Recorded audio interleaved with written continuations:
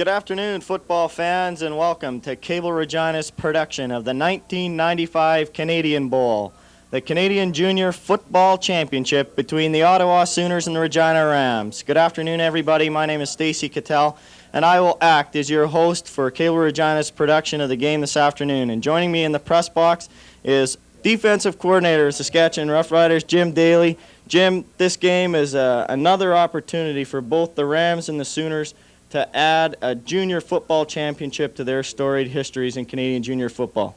Well, Stacey, you're looking at two of the great franchises in the CJFL, and with great traditions and great histories, the Sooners having won 4 nationals and the Rams having won 12. Both are very, very good teams and very contrasting styles of play, and we'll talk about that more as the show goes on, but it's going to be a very, very exciting game. We've got an interesting day here at Taylor Field today, Jim. It is snowy, it is cold. The Rams, a high-powered offense, a lot of passing. How do you think it's going to affect them today? Well, I think the snow and the wind, if it picks up, the wind isn't as big a factor right now as it can be here in Regina, but if it picks up, it'll affect the Rams a bit more. The snow making the ball wet might affect the Rams a bit more. The question is whether the Sooners, who depend on a really, really good running game, if they can run the ball against one of the best defenses in CJFL, and if they can, they're going to make this a very interesting game as underdogs. And as you said, the Ottawa Sooners with a powerful running attack. That could prove to be a key point for the Sooners today, keeping in this ball game. That's one key point. The Rams are a passing team. The Sooners are a running team.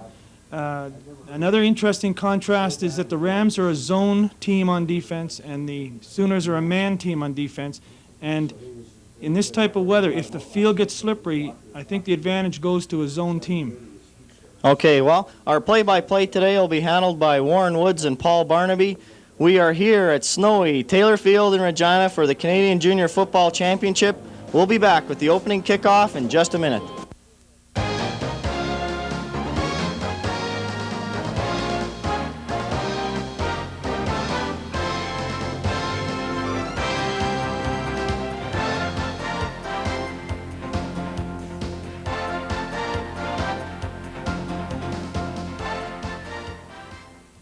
Welcome back to snowy Taylor Field for the kickoff of the Canadian Bowl. And now up to the broadcast booth with your analysts, Warren Woods and Paul Barnaby. Actually, you're breaking some of that wind at field level a little bit, but there's no question that it's blowing pretty hard here today. So the Rams will defend the north end to our left and will operate into the wind in the first quarter, and this Canadian Bowl is underway. The kickoff bounces out of bounds, and we'll be doing this all over again.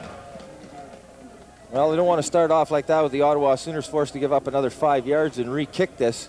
Just trying to angle it over to the near sidelines here and see if they can hem Mark Bernard in and not give him too much running room. But unfortunately for the Sooners, the ball bounces out of bounds and they'll have to back up 5 yards. And Regina Rams going to operate on offense here right away. Certainly should end up with some half-decent field position. We should mention that Jeff Currier is on the sidelines and will be breaking in from time to time with sideline reports. He's a braver man than I to being down there braving the elephants. Braving the elements down there this afternoon. All of a sudden, my mouth's starting to get frozen up here. Well, there's no question that come to the third quarter, our lips are probably going to be frozen here. We're in a booth with the glass out, so we've got that true spirit and true feeling of a good football game, and the premier junior football game in Canada is set to take place right before our eyes here. And Chris Nelson once again kicks off.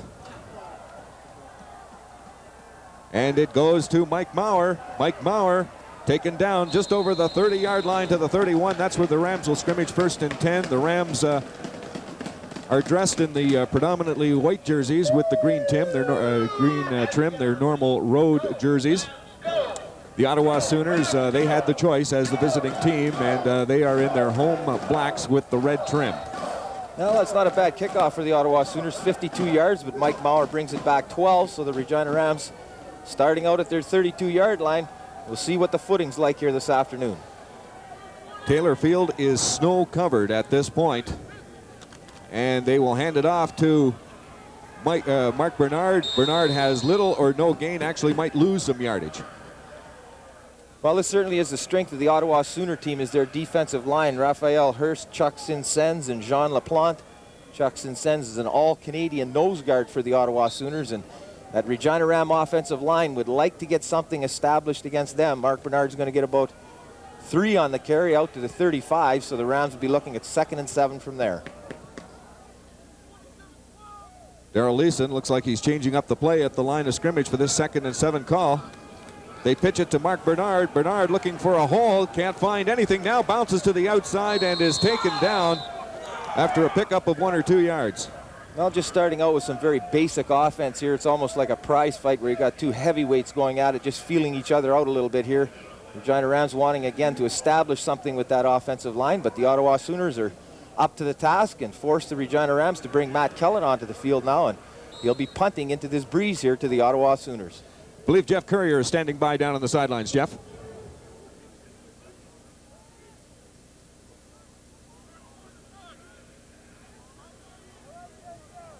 Yeah, that certainly appears to be the case, Jeff. It's just you can hardly see the sideline markers. A low snap to Matt Kellett, and he just gets it away, and a flag comes down as he is hammered down there. Looks like contacting the kicker. A no yards call also going against the Rams. Ottawa has the ball at the 50-yard line, their own 50. Now let's see what all the penalties are about. Well, I'm sure that's going to be contacting the kicker. It was a little bit of a low snap from Mike Moore that time. Bounced it back to Matt Kellett, and that ball obviously a little bit slippery. Had some difficulty picking it up, but did manage to get the kick off, and as a result of them not touching it, the rush banged into him, and the Regina Rams are going to catch the first big break here and contacting the kicker. It was a good job by Kellett just to pick that ball up. It was a very low snap. Right along the turf it skipped. Well, we'll probably see lots of that today. The players are standing on the sidelines and trying to keep warm. There's a couple of heaters down there to see if they can heat them up a little bit. But when you get out on that field and the ball's sitting on that snowy field out there and you try to snap, especially on the long snaps, we might see a lot of turnovers here this afternoon. The snow really coming down here now. It looked like it had let up for a little bit, and then all of a sudden here it comes again. It's just really pelting down here. Well, no question about it. And it was amazing, really. We got here about 11:45 this morning, came in, and the field had been all cleaned off, and you would never even would have known that the weather was been as bad as it has been here in Regina the last couple of days. But it wasn't to last. The snow started falling, and we've got a nice white blanket on that field right now. Well, the officials are still trying to figure out exactly what's going on here. It looked pretty routine to me. Maybe we should be out there. We'd have it figured out by now. And the fans are getting a little impatient. They want something done here because they're getting a little chilly. That's right. They want to get some action. They've been sitting around for a while now, and basically all we've had is the opening kickoff and a couple of, as Jeff said, tentative running plays by the Regina Rams, but they are going to get to keep their offense out here. Well, they still have it now. They finally, I think, decided that it's going to be indeed a first down. Maybe they were trying to decide whether it's a roughing the kicker or a contacting the kicker. Isn't there a difference in the yardage? Well, we've got a procedure call against the Regina Rams, which is what started the whole discussion, I guess, as well as that contacting the kicker. But the Regina Rams are going to get the first down out of it. The ball's going to come out to the 42-yard line. The Rams will operate from there, 1st and 10. We are just underway here in the Canadian Bowl. 13:23 left to go in the opening quarter. Rams with their first possession of the ball game. They have it 1st and 10 from their own 42. Working into a very strong wind. Darrell Leeson rolling out, looking, and it is incomplete. Leeson pressured there and actually dropped by number 54 of the Ottawa Sooners, Merith White.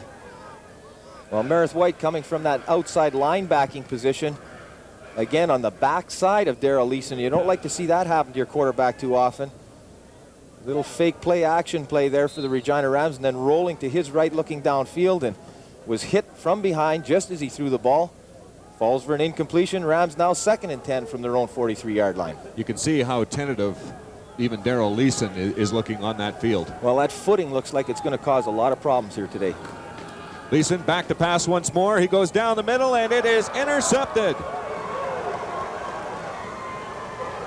finally brought down number 29, Galen Murphy, with the big pick for the Sooners. He brings it all the way back to midfield, and the first turnover goes to the Sooners.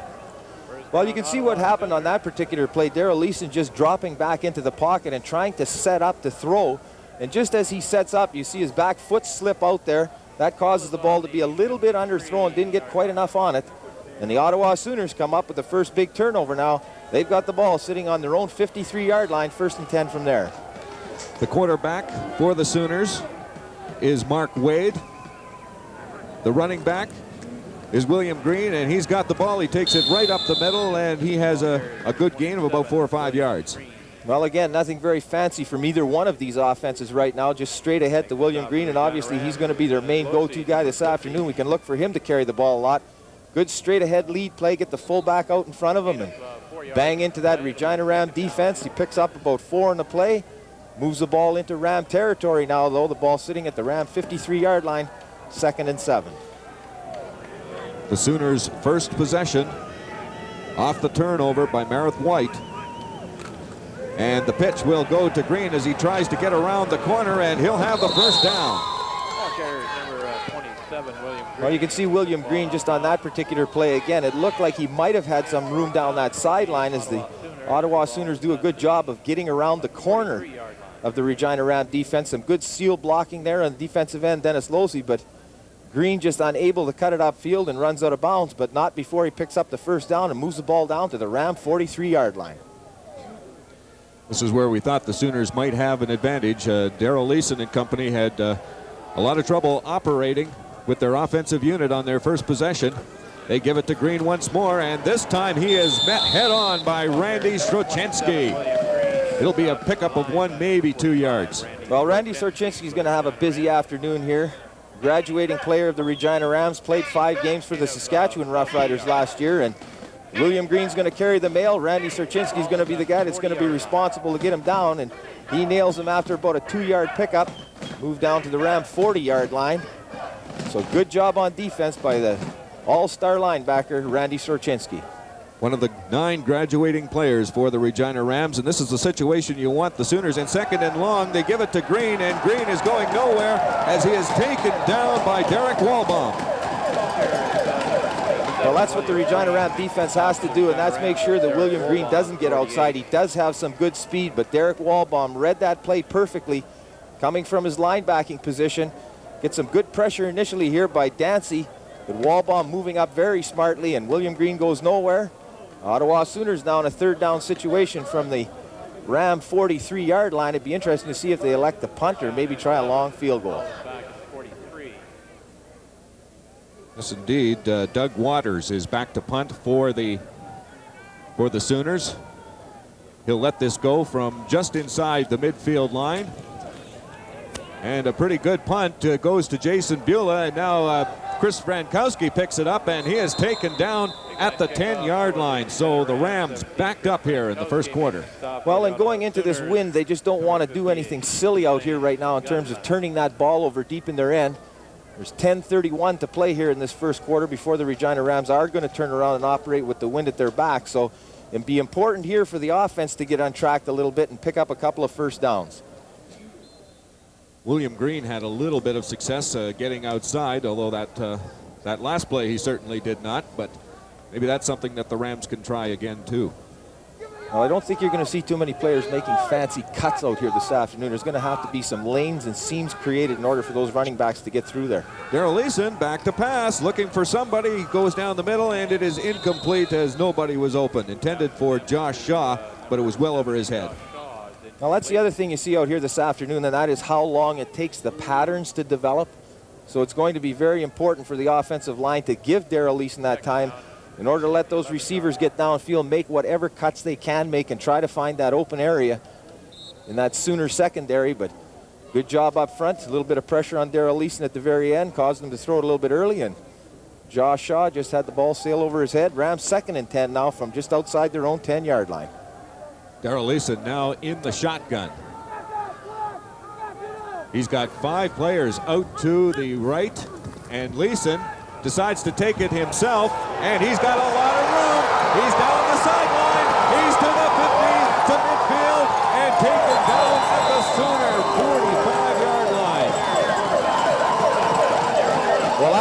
factor we talked about, and the man that is unaccounted for back there as a running back is Daryl Leeson as he scampers 54 yards for the Regina Rams, sending 5 receivers over to the far side of the field with that 5-pack, which causes the Ottawa Sooners to spread that defense out. And then Daryl Leeson, with his great speed and athletic ability, just sails down the sideline, gets the ball out to the Ottawa Sooner 45-yard line.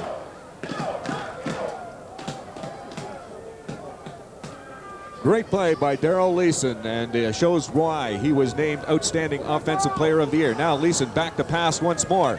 Looking downfield, he's got a man open, and it is complete to Chad Eamon for the touchdown. Or did he get stopped short? Just stopped short at the 1-yard line. But the Rams explode here in the first quarter.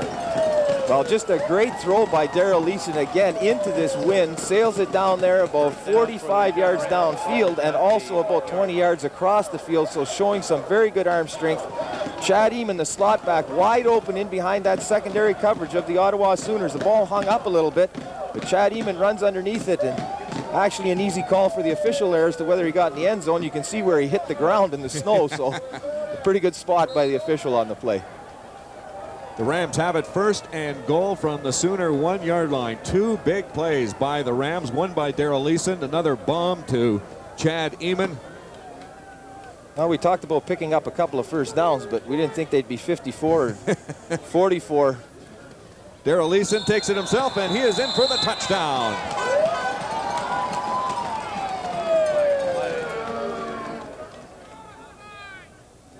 Yeah, we'll have to see if the Regina Rams maybe jumped a little early. No, it's going to go against the Ottawa Sooners, reacting to that forward motion in the backfield when the Rams line up in that short yardage situation, unable to maintain their stance, and the touchdown will count for the Regina Rams.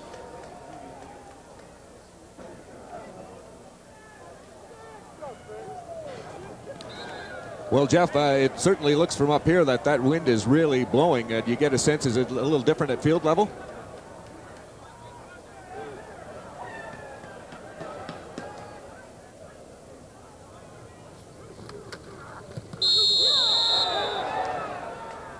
Yeah, Matt Kellett, they just could not get the ball down, and we'll see if that comes back to haunt the Rams, but the extra point is missed, and with 8:55 left to go, the Rams have themselves a 6-0 lead. You're listening to Regina Rams football on 980 CKRM. Welcome back to the broadcast booth here, Jim. We've watched the game start off so far. It looked like it was going to be a running game, but Daryl Leeson has blown it open by going to the pass. Well, Daryl brought them from the 10-yard line on his first designed quarterback draw, and it was a very, very good play and opened it right up. And then the right away after that follows up with the wheel route to the 1-yard line, and then they run it in from there. Those are 2 big plays that sure tend to break this game open right now. Well, again, we see the footing is taking a lot out of the players. It's tough to establish routes, so we'll see how things go in the next few minutes here.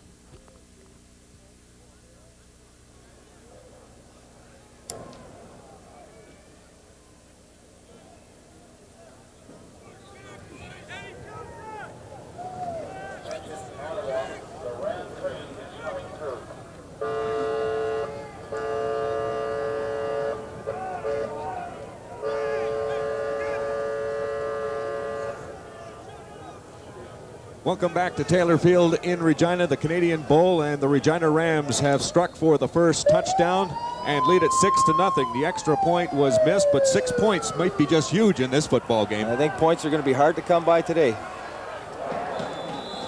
The ball brought out to the Sooner 39-yard line, and that's where Ottawa scrimmages 1st and 10. Now they've got to get something going with this wind at their back. Well, no question about it. When you give up points when the other team is going into the wind, and you've got the advantage of that wind at your back, and they did have the Regina Rams backed up in their own end, were unable to keep them down there. It's going to be very important for them to respond here with something to show the Regina Rams that they are capable of playing with them. Well, this is the one thing that you want to do is get the jump on the Sooners. As mentioned, they do not pass the ball that well, and it's going to be difficult to do that anyway today. They pitch it to William Green, and Green, trying to get outside, is held to a gain of 2 or 3. They're going to have to do something in terms of loosening this Ram defense up as well. If they're going to run William Green all day long, those front 4 are front three, depending on the defense that the Regina Rams line up in, and those linebackers are going to be coming hard on every play, and it's going to be very difficult with these field conditions to get outside and make any kind of a move to get downfield. So look for them to try to put this ball in the air a little bit. Actually, the gain is maybe a yard. It is 2nd and 9 for the Sooners. Not the situation they want to be in. Mark Wade, the quarterback. Now he's back to pass, and he is looking for a man, Pat Whitcock, but it is incomplete, and it brings up 3rd down. Well, this is not what the Ottawa Sooners wanted to have happen here on this particular offensive series. William Green gets snuffed out on 1st down, and then quarterback Mark Wade throws the ball a little bit early before his receiver has time to make his break and falls for an incompletion. They're going to have to punt the ball back to the Regina Rams, and the only thing they've got going for them right now is the fact that they've got a very strong breeze behind them. Jason Bula and Chris Frankowski set to receive this punt, and the punter actually had trouble handling the low snap, and it will bounce to Bula at his own 40-yard line, and that's where he is taken down right there. Chris Nelson doing a very good job of handling that low snap and getting it away. Actually popped it straight up in the air almost, but got a nice bounce. Well, he popped it straight up in the air, but I believe that one of the Regina Ram players got in there and probably got a hand on it, but fortunately for the Sooners, it did get over the line of scrimmage, get downfield, and bounce a little bit for them, so they do pick up some field position, but the Regina Rams are going to start out in great position here. After that 21-yard boot, they'll start at their own 49-yard line.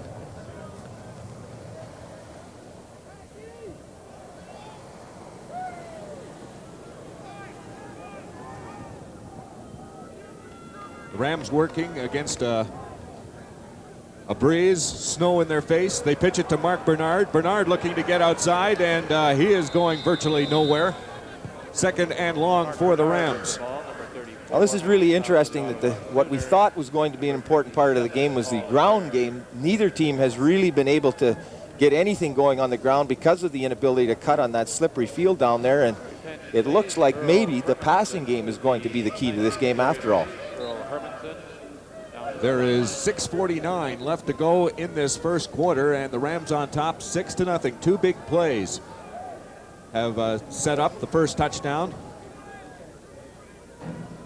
And Leeson on 2nd and virtually 10, fires down the middle, complete for Sean Harvey at the 40-yard line of the Sooners, 1st down.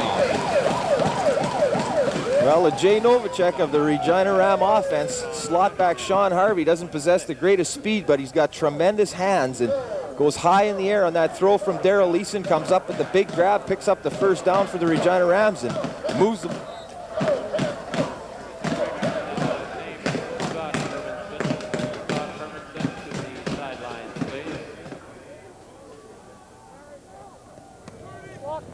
Good point. Jeff Currier down on the sidelines, keeping tabs on what's going on down there. Darrell Leeson calls his own number, and he'll have a pickup of 4 yards, maybe 5.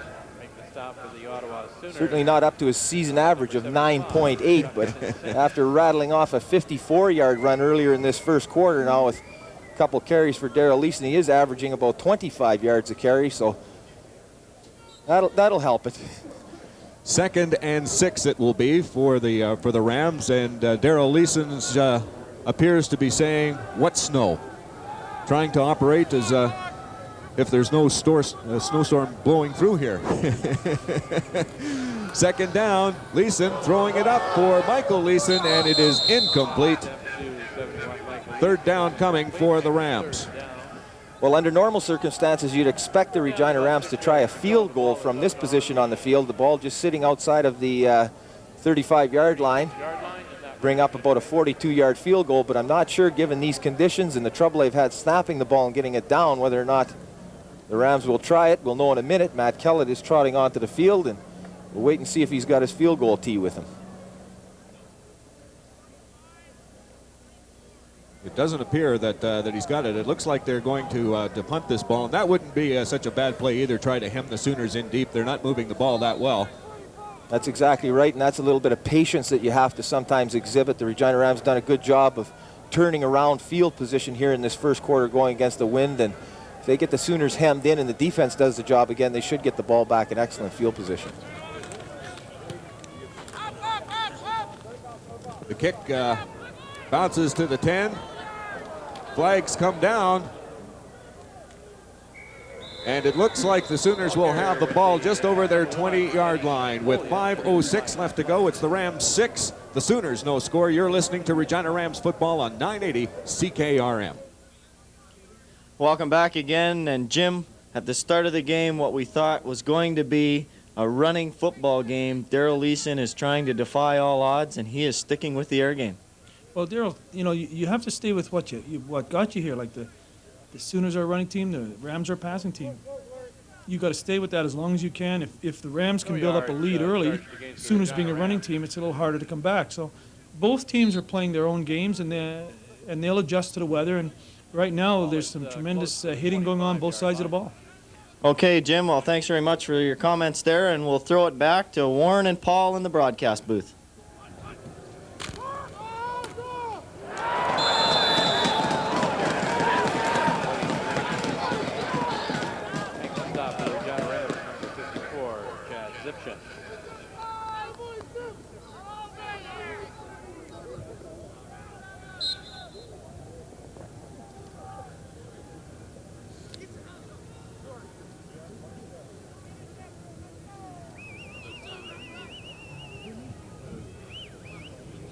Sooners have it 2nd and 10 from their own 20. First play went nowhere, and now the first pass completion over on the far sideline. A flag comes down late, and we'll see what that's all about, but the pass was complete to Jamie Finner over on the far sideline. And we'll see what the flag's all about.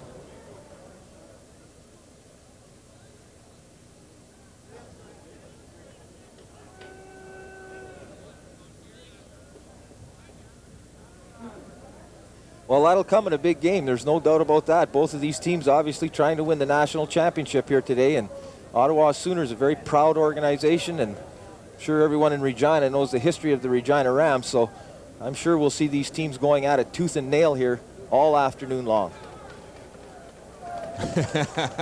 Well, that play definitely goes against the Ottawa Sooners. It's a rough play call. And that will bring up a 2nd and 15 situation. It'll actually be 3rd down as well. They've just yeah, it was after the pass was caught that the roughing took place, so the down will stand. Move it, roll it down marker to 3rd down, and Ottawa Sooners are going to have to give the ball back to that potent Ram offense. As mentioned, the Rams offense backed up at their own 10-yard line a few moments ago, and 2 big plays got them their first touchdown. The extra point was missed, and that's resulting in the 6-0 score that we have right now. Doug Waters gets the punt away. Jason Beulah drops the ball and then falls on it at the Sooner 48-yard line. Well, just catching that ball out there is going to be a trick this afternoon, and ball was wobbling high in the air, and you're kind of slipping and sliding around trying to get underneath it, and Jason Beulah wisely just falls on the ball after it hits him in the hands and pops out in front of him. So the Regina Rams do retain possession. They've got the ball down at the Ottawa Sooner about 47-yard line. So again, starting with some very good field position. The thing you want to avoid in weather like this is mistakes. The team that's going to make the less turnovers is going to win this ball game. Yeah, no question about it. You've got to maintain possession of that ball. If Jason Beulah fumbles that, obviously you're giving up about 20-30 yards of field position right there, and that's going to be a key factor in this ball game. We've got a timeout on the field. You're listening to Rams football on 980 CKRM.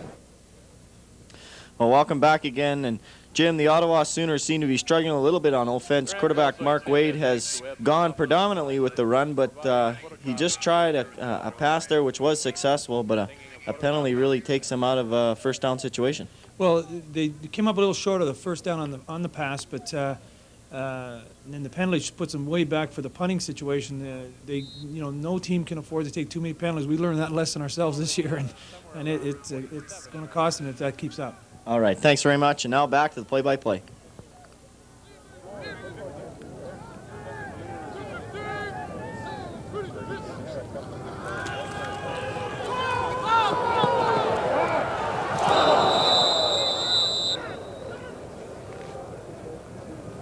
Pass attempt to 35 on 4th and long. Gretzky at Taylor Field in Regina for this Canadian Bowl final between the Regina Rams and Ottawa Sooners. The Rams first down play, a long bomb for Todd Orthner, just incomplete out of his outstretched arms. Well,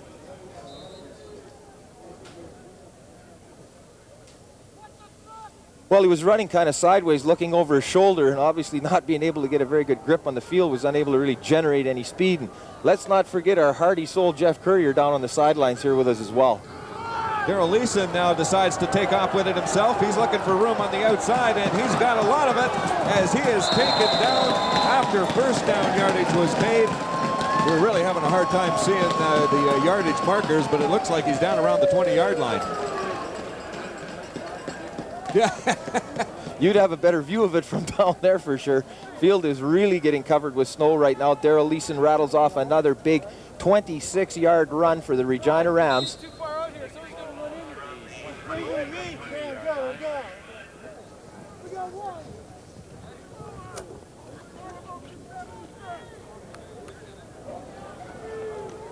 Well, and you see what great speed Darrell Leeson has. It doesn't look like he's running that fast, but you see he just runs away from people as he's traveling down the field. Ball spotted at the 22, 1st and 10. Leeson back to pass once more, all kinds of time, then just dumps it off to Mike Maurer. Maurer with some room to the end zone, touchdown Rams!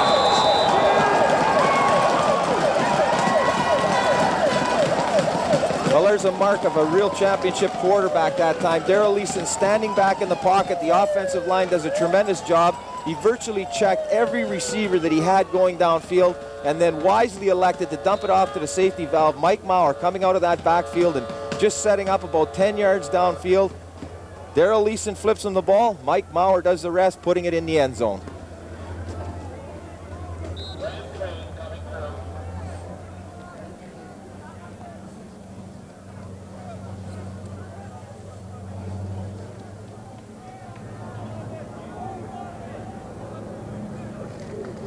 The extra point this time is good. Matt Kellett did slip, but managed to get it through.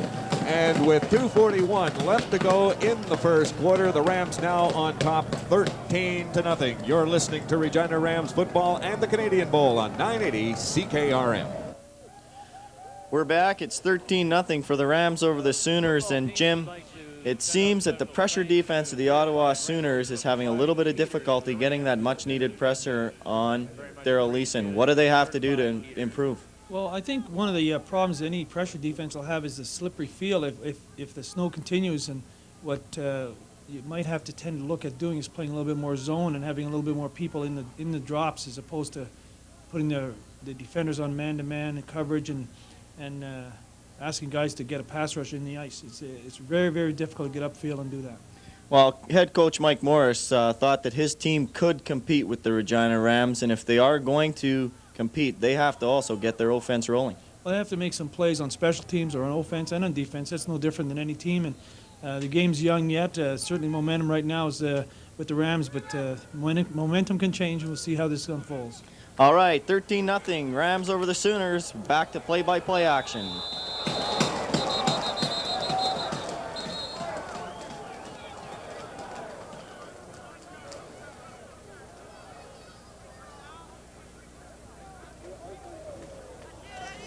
Taking that kickoff. Welcome back to the Canadian Bowl. The Sooners will have it 1st and 10. 33, Chris Brill. From the 40. Yeah, the ball is sitting just inside the 40-yard line here after that kickoff by Matt Kellett and a pretty decent return by the Sooners. Eddie Napoleon with the return, and that's the one thing the Rams will want to avoid. This team can make a big play on you. You have to be alert out there. Mark Wade back to pass on 1st down, and it is intercepted by Chris Frankowski. Frankowski taken down at the 47-yard line, and that's where the Rams scrimmage 1st and 10. Well, another big play by that Regina Ram defense. Chris Frankowski sitting back there in the safety position, just watching the quarterback after he did the little play action, drifted over to the left with him. Mark Wade puts the ball up. Chris Frankowski steps in front of the intended receiver, and Darrell Leeson and his mates are back on the field again now with the ball at the 46-yard line of the Sooners. Well, they may already have enough points to win. They'd sure like to have a few more, but the way this weather is deteriorating, 13 points might be all they need the way the Sooner offense is going. Darrell Leeson back. Looking downfield, complete to Chad Eamon. First down, Rams. Well, we saw Darrell Leeson fire a pass on the rope the last time, and this time just floats it in between 3 or 4 of the Ottawa Sooners downfield to Chad Eamon, who finds that soft spot in that zone defense, flips it over top of them. A nice touch pass by Darrell Leeson, a good catch by Chad Eamon, and it's coming back. It's going to come back. I thought I saw a flag down. I thought it was a towel or something, but turned out it was indeed a penalty flag, and a great play goes for naught here. So the procedure call against the Regina Rams, just leaving a little bit early that time, and what was a very good play for the Regina Rams is wiped out. It's going to push him back to just about the 51-yard line of the Sooners now, and go from there, 1st and 15. Darrell Leeson and company checking over that Sooner defense. And they pitch it to Mike Maurer. Maurer looking for some room on the outside, and he gets a good chunk of that yardage back. Ball carrier number 30, Mike Maurer. He'll have a pickup of 6 or 7 yards there. Yeah, he'll pick up the 5 that they lost, plus about another 3 or 4 of the original 10 yards that they have to get. So a good run by Mike Maurer, showing some good speed getting outside, and actually was able to make a move on one of the Sooners as they came up to make contact to try to get him on the ground, just hurtled over top of them, but another Sooner on the spot drops him, and Regina Rams now with the ball about the 42-yard line, looking at 2nd and 6. 1:05 left to go in the first quarter. Rams on top 13-0. And Darrell Leeson back to pass. Looking, he has all kinds of time now, decides to take off with it as he looks for some room on the outside, slips out of bounds, and that will bring up 3rd down. Just nobody open or nobody that he felt comfortable throwing to in that situation. Well, and once he got on the move as well, it was very difficult to stop and set up and try to throw. He had Josh Shaw down the near sidelines here, right around the goal line, but was obviously going to have to set his feet in order to be able to throw the ball that far. Just unable to do it, skids out of bounds, and Matt Kellett will come back on the field to punt the ball to the Sooners.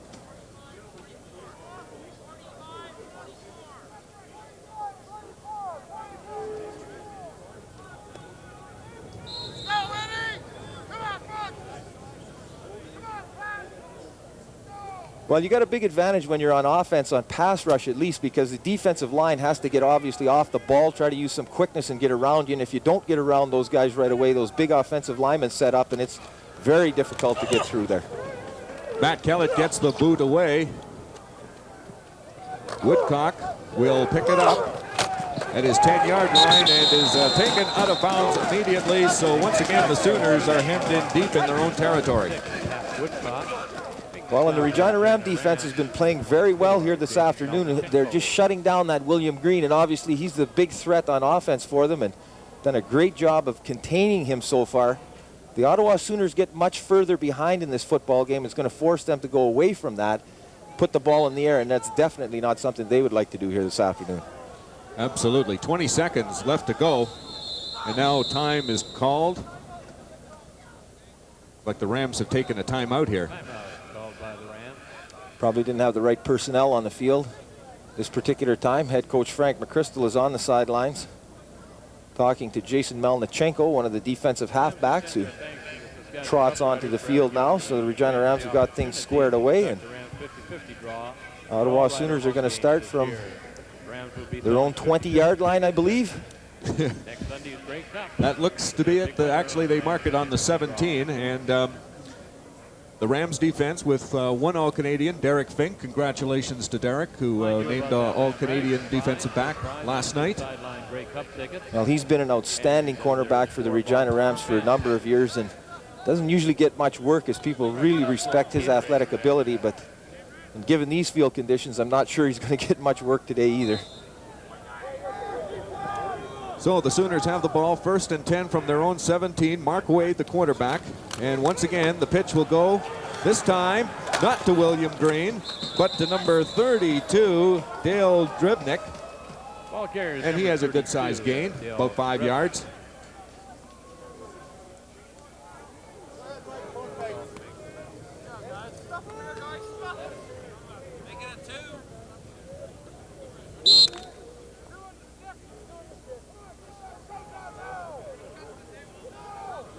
You didn't see any signs of staples down there, did you, Jeff?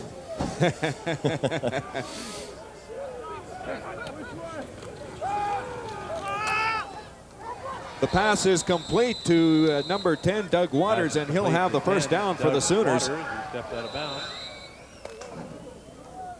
On what is the last play of the first quarter. It is the Rams 13, the Ottawa Sooners no score. You're listening to Regina Rams football and the Canadian Bowl on 980 CKRM. It is basically 2nd and 10, no gain for Drevnik on that play. So once again, 2nd and long for the Sooners. They're at the Rams 35, and now whistles blow, flags come down. Looks like too much time. Yep, too much time. The 20-second clock ran out, and Randy Sorchinski walks off the 5 yards against the Ottawa Sooners immediately and forces them to go back into their huddle a little bit further back. So that'll bring up a 2nd and about 14 for the Ottawa Sooners. So big play coming up here for the Sooners.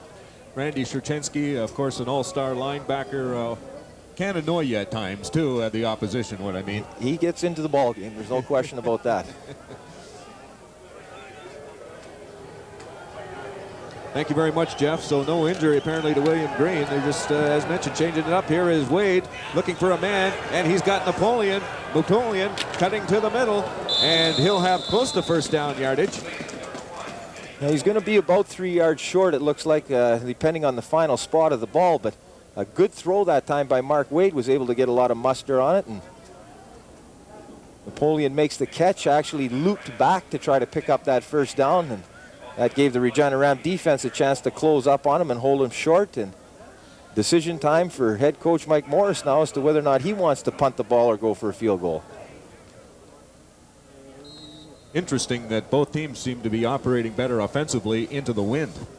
A couple of big plays from both teams into the wind has really been the difference in terms of changing some of that field position. When you look at all the footprints on the field, you can see where the bulk of the game has been played. Down in the south end of Taylor Field here. They are going to try the field goal. Chris Nelson from 42 yards out, and this won't even be close. Chris Frankowski picks it up at his 5. He's to the 10, to the 15, to the 20, to the 25, and he is gone. A flag is coming down, 2 flags down, and this ball is coming back, unfortunately, because Chris Frankowski, a great return to the 25-yard line of the Sooners. But it's coming back as 2 flags came down. Well, that was just an outstanding run by Chris Frankowski that time, and we saw his ability to make a couple of moves out there for the Regina Rams, just leaping and dodging a couple of the Ottawa Sooner defenders as they came up to make that tackle, but turned upfield, a couple of them sliding underneath him, and then, unfortunately for the Rams, a block or a hold from behind by big number 60, Steve Uren. It's going to wipe out that big return by Chris Frankowski and back the Regina Rams up.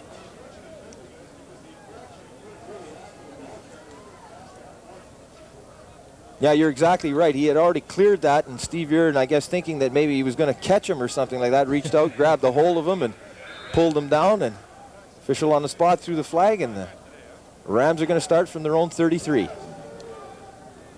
I think. Yeah, looks to be the case. Actually, they got it marked at the 25, at least the scoreboard clock says the... I think they're probably having as much difficulty as we are. Let's just say the Rams are in their own territory as Leeson rolling out. Has some room, now fires deep downfield for Michael Leeson, and it is incomplete. Looked like he had a beat of that ball, and then suddenly it just sailed over his head. Well, and that could be the wind having an effect on that pass as well. Darrell Leeson just rolling to his right, looking down far downfield for his brother Michael Leeson coming from that slot back position, and got a lot of air under that ball, and Mike Leeson seemed to adjust back to the ball, and then just at the end, as you mentioned, Warren, it just sailed over his head. A long incompletion for the Regina Rams, and forced to go now 2nd and 10 from about their own 33-yard line. 11:48 left to go in this opening half. The Rams on top, 13-0. It is 2nd and 10 for Darrell Leeson at the Rams, now with the wind at their back. Leeson back, under pressure, dumps it off to Todd Orthner. Orthner with a wave of blockers in front of him, and he's taken down after the first down was made. Well, Todd Orthner doing a good job of just setting up that screen and then putting his head down and making sure that he had enough yardage to pick up that first down. Big, tough fullback for the Regina Rams. Lowers the boom on the Ottawa Sooners. Picks up 11 on the play, so that'll get the chains moving down the sidelines again, and the Regina Rams pick up a first down. The snow continues to fall here at Taylor Field. The surface pretty much covered now. You can barely see the yardage numbers. Leeson back, fires, complete. Josh Shaw with the reception at the midfield stripe. Well, Josh Shaw, coming from that wide receiver position, goes down and then bends back into the soft part of that zone defense of the Sooners. And Darrell Leeson, again, throwing a very good pass that time, fired it on a rope. Josh Shaw makes the catch, and the Regina Rams have the ball at midfield.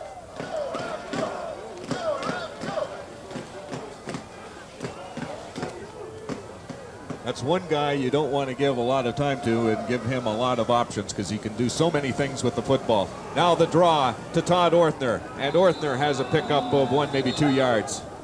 Well, the ball popped out there as well, but I think they're going to rule that he was down by contact of the ground, actually, and the ground can't cause the fumble, so the Regina Rams are going to net maybe about 1 yard on that play to the big fullback Todd Orthner and move a little bit further into Ottawa Sooner territory, looking at 2nd and 8 now from about the 53-yard line.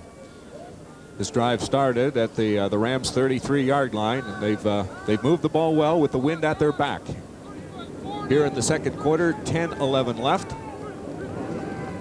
And they pitch it to Chad Eamon. Eamon on the slot back counter, now looking for some room on the outside, and he is not going to find much.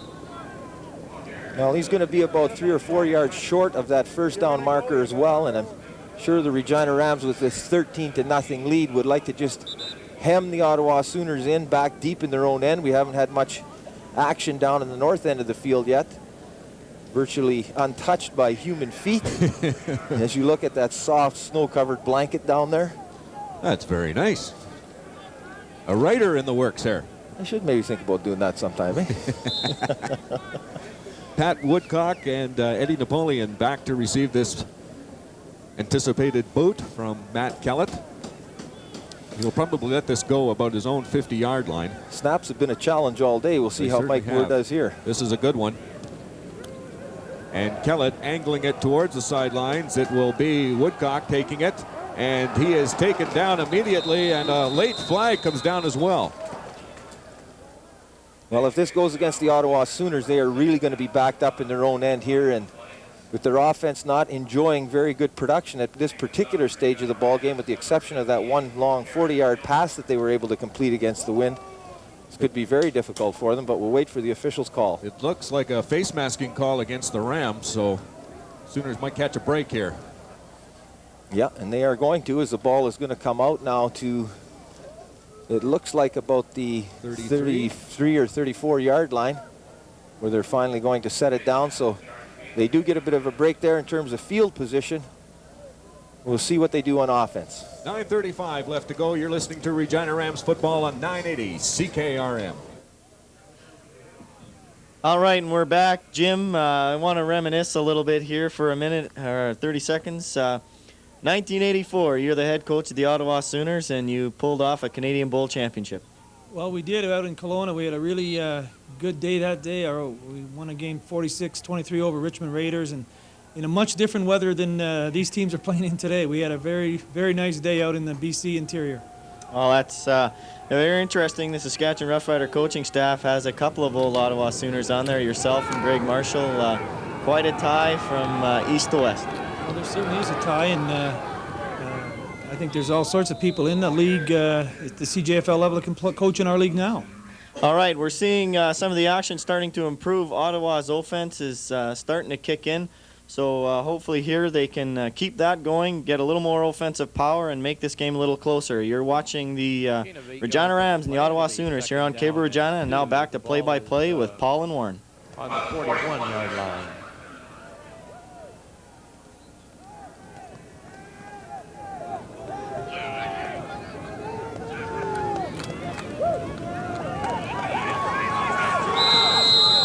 Ball carrier is number 32, Dale Drevnik, making a stop for the Regina Rams, 44. Pistol Regal was Star. concerned about the elusiveness of Woodcock as he shook a couple of tackles on a first down play.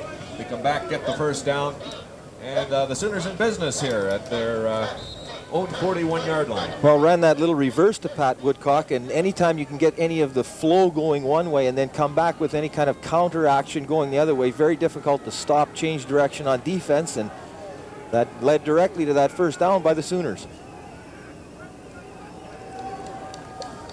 Mark Wade, back to pass, looking deep downfield, and it looked like it was going to be intercepted by Craig Briere, but he could not hang on, and he was the closest man to that ball. Well, Craig Briere in that deep zone just down here on the near sideline in that zone coverage and backing up all the way, but had Woodcock bearing down on him as the ball hung up in the air a little bit on the throw by Mark Wade, and I think he was anticipating the big hit, and ball popped out, so the Ottawa Sooners will retain possession. 2nd and 10 now from about their own 43-yard line.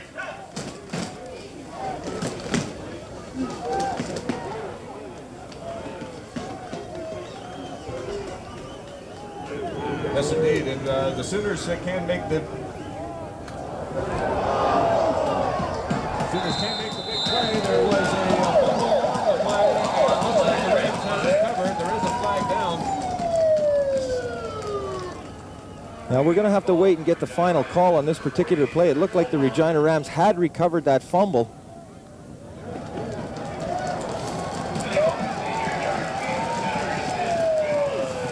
Well, there's a big turnover for the Regina Rams. Derek Walbaum coming up and recovering that fumble by the Ottawa Sooners. And we talked about the turnovers and what that can mean in terms of field position. Field is so hard to get here this afternoon. Every play is a big play, obviously, in terms of getting some of that back. And the Regina Rams with the ball at the 43-yard line of the Ottawa Sooners have just gained a bunch of real estate here this afternoon. Darrell Leeson now rolling to his right and looking downfield. He's got a high ball thrown up there, and great catch made by Josh Shaw, but it's going to be called out of bounds. The official right on the spot. Ball hung up a little bit that time as Darrell Leeson just rolling to his right and looking downfield. Unable to come up with the big completion to Josh Shaw, so the Regina Rams trying to strike quickly after that turnover. They're going to try again now, 2nd and 10 from the 43. Got a few technical problems here as Warren Woods' headset is frozen up and doesn't appear to be working, so we're going to make some changes here. It's okay if the headsets freeze up, but it's not too good if your lips freeze up. We'll try and keep going here. It may sound a little bit hollow for a while as we try and get that. We'll just carry on here. Darrell Leeson again back in that pocket, looks downfield, throws the ball in behind Sean Harvey down there, unable to stop, and that's going to snuff out that drive, so the Regina Rams unable to capitalize after that turnover. Mark Walbaum picking up that fumble, but the important thing on that is the Regina Rams gained a lot of field position here, and with 7:27 left to play in this second quarter, Regina Rams out in front of the Ottawa Sooners in the national championship, 13-0.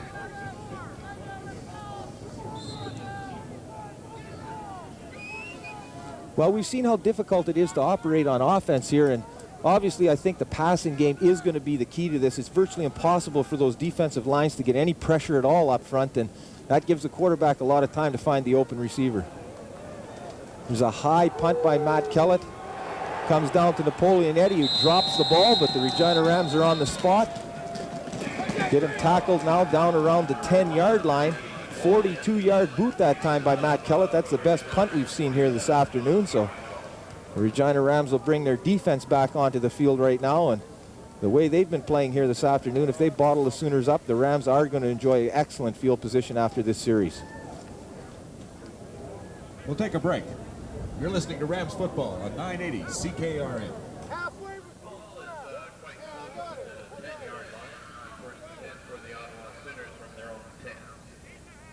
On both teams.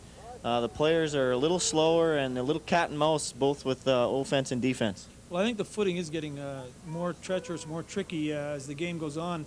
If the snow continues like this, it'll really affect, I think, both offenses in particular. It just gets too hard to make the cuts on offense, and and to get into the pass routes and all that type of thing.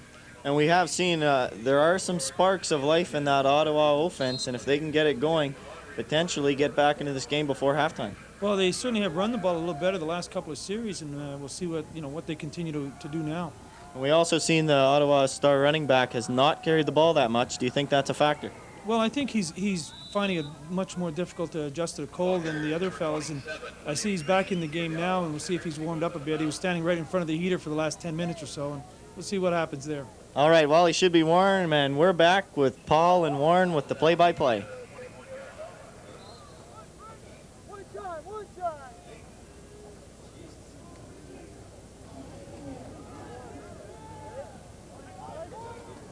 Yeah, it sounds actually quite good on our headsets anyway.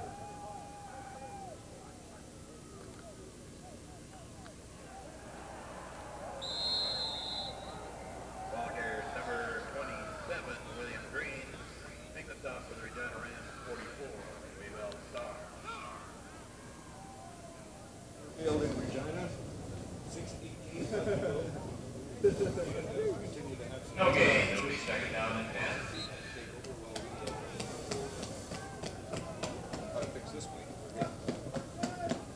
Well, the Ottawa Sooners on defense now. William Green back in the ball game for the Ottawa Sooners.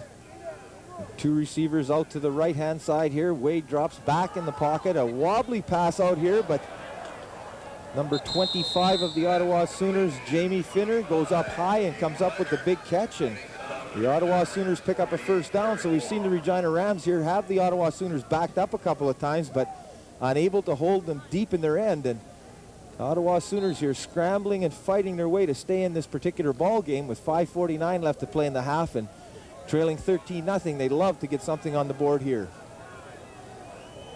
Straight I formation for the Ottawa Sooners right now.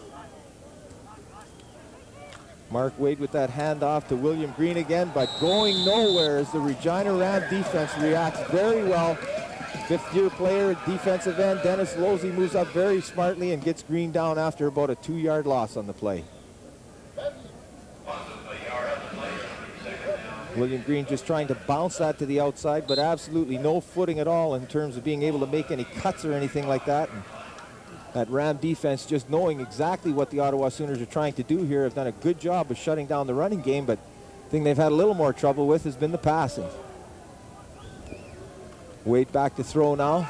Quick little pass and knocked down again by the big defensive end. Dennis Losey got his big hand up in the air, coming hard as Mark Wade tried to flip a quick one out in the flat here on the near sideline, but good job by defensive end Dennis Losey. The Rams forced the Ottawa Sooners to punt the ball, but they did pick up a couple of very important first downs on that particular drive to get back some of that field position here this afternoon. And the Regina Ram offense is bogged down a little bit the last couple of series as well, as Darrell Easton has been unable to find any of his receivers, and Sooners done a better job of containing him. Punt from the Sooners is a low driving kick fielded by Jason Beulah about his own 45-yard line. He's going to the far sideline. Little wall over there, and takes out a couple of coaches and players over on that Ottawa Sooner bench as he goes skidding out of bounds just over the midfield stripe, down around the Ottawa Sooners 54-yard line. So again, the Regina Rams with some excellent field position. Darrell Leeson and his mates trotting back onto the field, and I'm sure they'd like to add a few more points here before this half is over. 13-0 lead, but again, we know how explosive this Ottawa Sooner offensive team can be. William Green capable of taking it the distance from virtually anywhere on the field, but the footing he's had here this afternoon has really been contained by that Ram defense. The Rams are in their straight power I set, starting their backs in motion. Darrell Leeson back to pass, looks over the middle, dumps it off short, and we've got a flag way downfield here, but Sean Harvey comes up with a catch, good for about a 6-yard pickup on the play. We'll have to wait for the official to sort out what that call was downfield, but certainly well away from where the play took place. The Rams trying to operate here with a little bit more of a controlled offense where they get that little dump pass over the middle and see if the receivers can maybe make something happen. We're going to get an interference call downfield on the Ottawa Sooners, so that's going to march 10 yards off.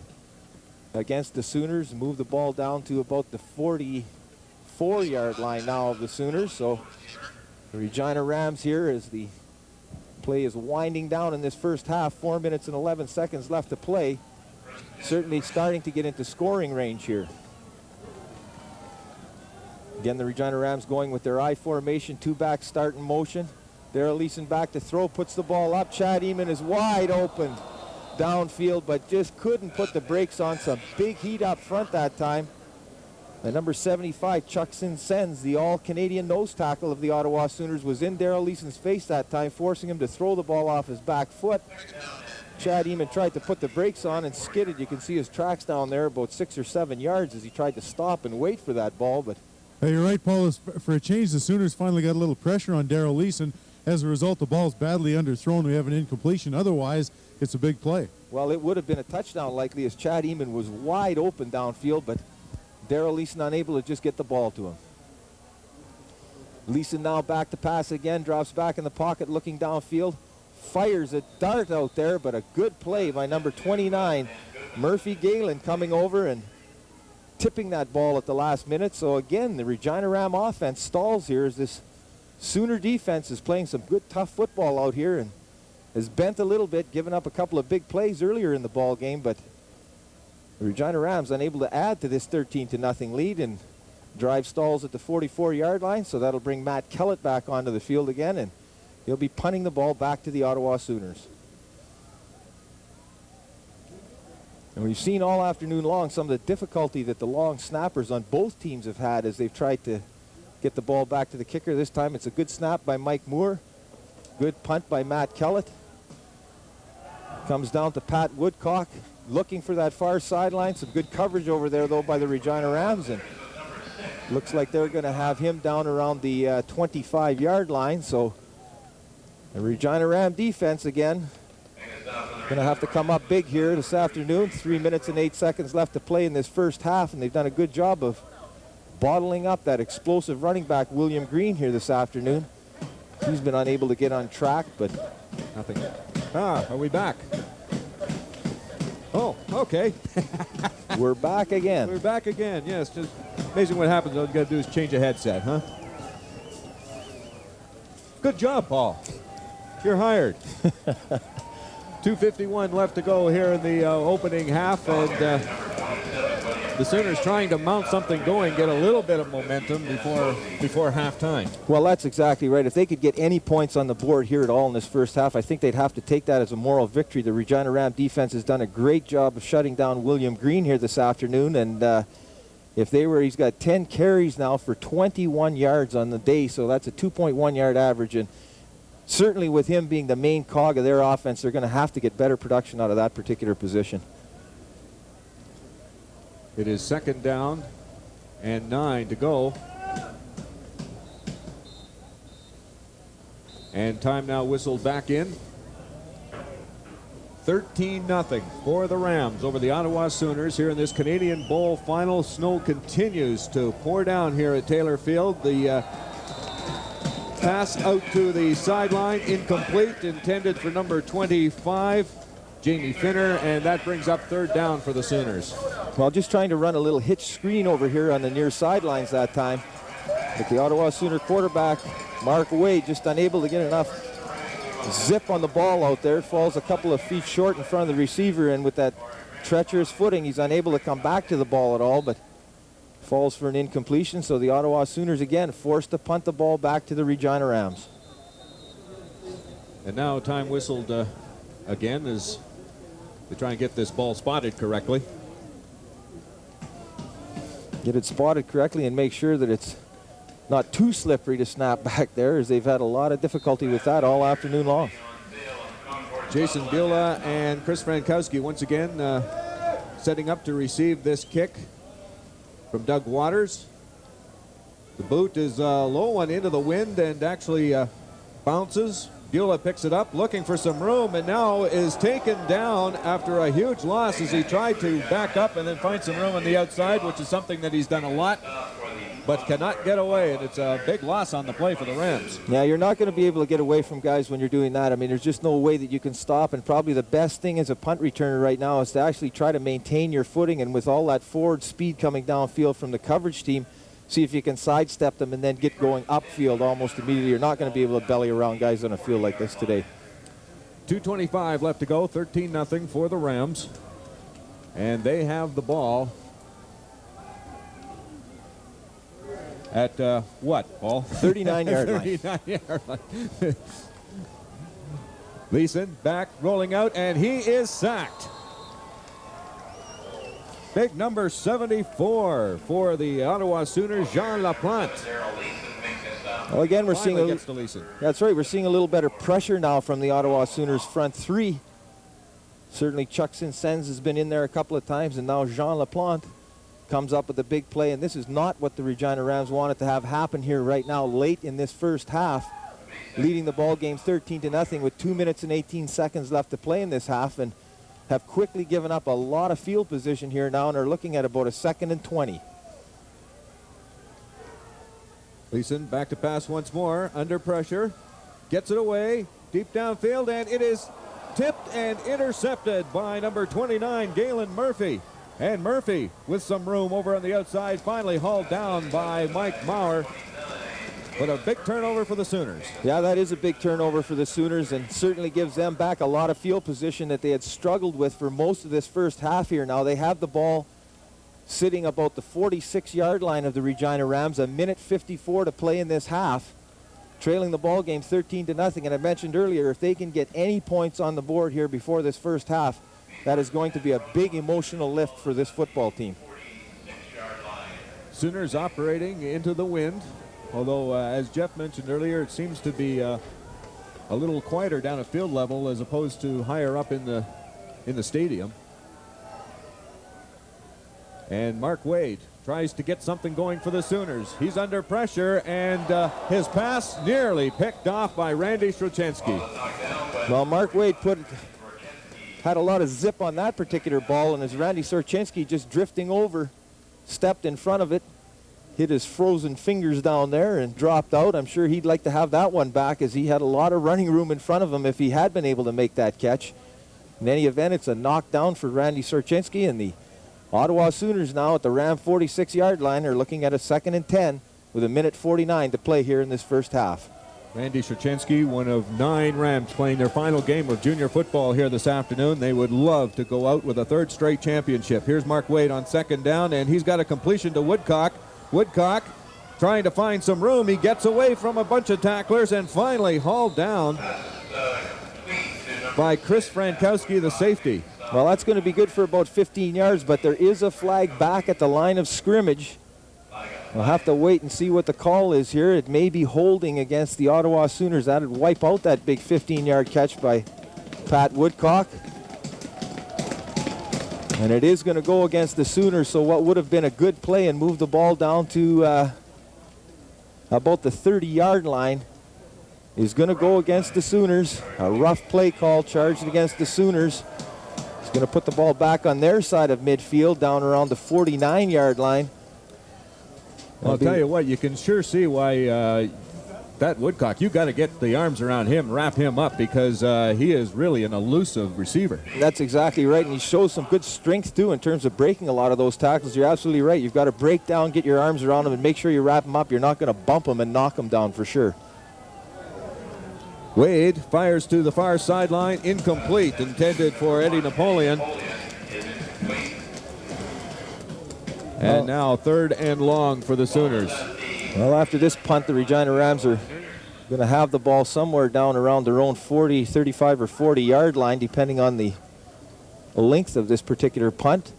With a minute 35 left to play in the first half, will be interesting to see whether the Regina Rams will be content with this 13-0 lead that they enjoy right now, or whether they're going to try to do something before the end of the half and see if they can get a couple more points on the board. Once again, Beulah and Frankowski back to receive. Beulah lets it bounce, and now Frankowski takes it. Frankowski looking for some room up the middle. He's taken down, and another penalty marker comes down. I think the kick was Chris Well, this will likely go against the Regina Rams for an illegal block. We're going to take a timeout. 1:25 left to go in the opening half. You're listening to Rams football on 980 CKRM. All right, we're back here in the press box, and Jim, the Ottawa Sooners are still struggling, but some highlights there. Their front three seem to be getting a lot of pressure out of Chuck Sens and Jean Laplante. But what can you say about Murphy, their safety, with 2 picks? Well, he's playing really well. The Sooners are playing with 6 DBs in, given that Regina's a passing team, and that is giving them a real good defensive production. The 2 picks there. They had a sack earlier in the series. Now, for both teams, offenses have to get back in gear and get productive. Well, with just over a minute left, the Rams have got the ball. Let's see if Daryl Leeson will be content to stay with the 13-point lead or go get some more. He's down Back the to play-by-play. sidelines finally, out of bounds at about midfield. Ball carrier number 7, Daryl Leeson. Well, again, that good speed of Daryl Leeson. There's a couple of the Ottawa Sooners that had a shot at him after about 5 yards, but just with his great speed manages to turn that corner, get going upfield, and picks up another 24 yards for the Regina Rams. Ball's going to be spotted down just on their side of midfield at about the 54-yard line. So the Regina Rams here with a minute 16, obviously, trying to add to this 13-0 lead they enjoy here this afternoon. It's been very difficult for both offenses to operate. The Rams, with that weapon and Mr. Leeson, have been able to do it a tad better. Mike Maurer loses the ball, and it looks like the Sooners have it. They do. Yeah, there's the official signal that the Ottawa Sooners have recovered that fumble. Recovering the ball is number 57, Paul Ivrer. Paul Ivrer. And if you're wondering, no relation to Ken Ivrer. Who is here today. Who is here, by the way. Of course, he's helping coach this Sooner squad. Yes, he had helped them out earlier in the year before he went to play football himself. And after his season was over, returned to the Sooners and is one of their coaches down there. We've got one of the Ottawa Sooners down on all fours over on the far side of the field there as the training staff scampers out to take a look at the player. Haven't got his number yet. Well, I'm surprised there haven't been more turnovers than there really have been. I mean, it has been very difficult to operate. These are very tough conditions. The snow is just driving right now. Well, there's no question that the ball is going to be slippery. It's going to be frozen, and your hands are cold and everything else. Mike Maurer just tried to step inside that tackle by the Ottawa Sooners, and as he did that, he got hit from behind, and the ball popped out, and the Sooners come up with the turnover. And if you were looking at a normal day under normal field conditions where you're able to really run a proper offense out here, you'd have to think that with a minute 11 left and trailing the ball game 13-0, that would be a huge turnover. The Ottawa Sooners are going to have to try to take advantage of this here before the first half ends. Reminder that Jeff Currier will have the halftime show. He will talk to Gord Cook, the commissioner of the Canadian Junior Football League. Maybe a few other surprises as well coming in. Sooners have the ball. 1st and 10 from midfield. 1:11 left to go in this opening half. To give to Dvorak, and he finds no room whatsoever. Drevnik, we should say, Dale Drevnik. And the Rams were ready for him. Well, another big play by that Regina Ram defense, and obviously knowing that they've got to buckle down here now, and they'd like to get out of this first half with a shutout on the board. Ball just over that midfield stripe will give Dvorak about a 1-yard pickup on the play. Maybe a half a yard. So the Regina Ram defense here now looking at 2nd and 9. Would love to put the Sooners in a 3rd and kicking situation. And the hardy souls that did come out to watch this football game are really getting into it now, encouraging the Rams defense here with 49 seconds left in the opening half. Wade rolling out, looking downfield, and it is incomplete. No flags down. Good defensive play down there by Chris Frankowski. Chris Frankowski again playing that safety spot for the Regina Rams and just rolls out with the quarterback. As the quarterback is rolling to his left, Chris Frankowski drifts over there as well. Picks up the receiver that the ball's intended for, comes up high over top of him, makes a great play to knock that ball down, and the Regina Ram defense comes up big again as they force the Ottawa Sooners to punt the ball back to them. Well, the Rams defense, as we mentioned off the top of the show, largely responsible for the Rams reaching this point. They have played extremely well the last 2 ball games. And so far, no points for the Sooners here. There's Jason Beulah on the dead run taking the ball. And he has it out over the 40-yard line. Well, that's exactly the way that you have to return punts on this kind of a field out there. He just stepped up, made sure that ball didn't hit the ground, caught it on the dead run. People are unable to adjust to his movement as they're coming downfield, and steps forward for about a nice 10-yard pickup on that return after the short 36-yard punt. So the Regina Rams here, 33 seconds left to play, I'm sure, are just going to try to grind this clock out and be content with this 13-0 lead. It is first down. The give to Mark Bernard, who has no room to run, snowed under by 3 Ottawa Sooners. Snowed under? That's a good one. A very good description as to what's going on here this afternoon, but just no running room outside for Mark Bernard at all. And he's a real type of back, actually, that needs to have some good footing, as he's got some very good moves, very elusive tailback, and this kind of field is just not what Mark Bernard is going to really excel on. The backs on both sides, guys, having been down on the sidelines, are just, on the sweeps especially, are just kind of tiptoeing out there and hoping that they don't slip and fall. Well, that's exactly right, and as a result of that, I mean, it makes it very difficult to run the kinds of offense that you want to run out there, and I'm actually quite surprised that the teams haven't gone to more of a counter action out here where they get the flow going one way and then try to come back the other way with somebody else. We've seen a couple of reverses, but no real traps or counter plays by either team out here this afternoon. Jeff Currier now joins us in our broadcast location, all set to go and get this halftime show going. Have some fun down there, Jeff? Yeah, as a matter of fact, the enthusiasm of the crowd is very good down there. It's a little lonelier on the east side for the Sooners, and of course that's done by design. Make sure the visitors don't have any support over there. The home team is getting plenty of support, but you know, the Sooners are showing a lot of enthusiasm themselves, and they know that they're still in this football game. They're down by less than 2 converted touchdowns, and they're giving the Rams all they can handle here. So I think the Sooners have to go into the locker room feeling reasonably good about the position that they're in, that they're still very much in this game after 30 minutes. Well, when you look at what and how the Regina Rams got those points, a couple of big plays on that one drive, the 54-yard run by Leeson and a 40-yard pass to Chad Eamon has been really the difference in the ballgame. Darrell Leeson rolling out.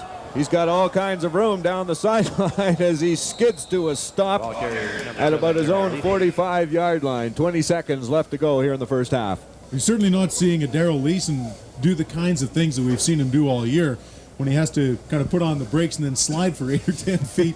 Normally he'd be able to plant, cut, make a couple of moves, so we're certainly not seeing him do the things that he can do best. The one thing that you are seeing from Darrell Leeson, though, and which is a big advantage for the Regina Rams right now, is that great speed that he possesses. Once he's able to find a lane and run, he can simply outrun some of the defenders like that, and that's been a real plus for the Regina Rams here on offense today.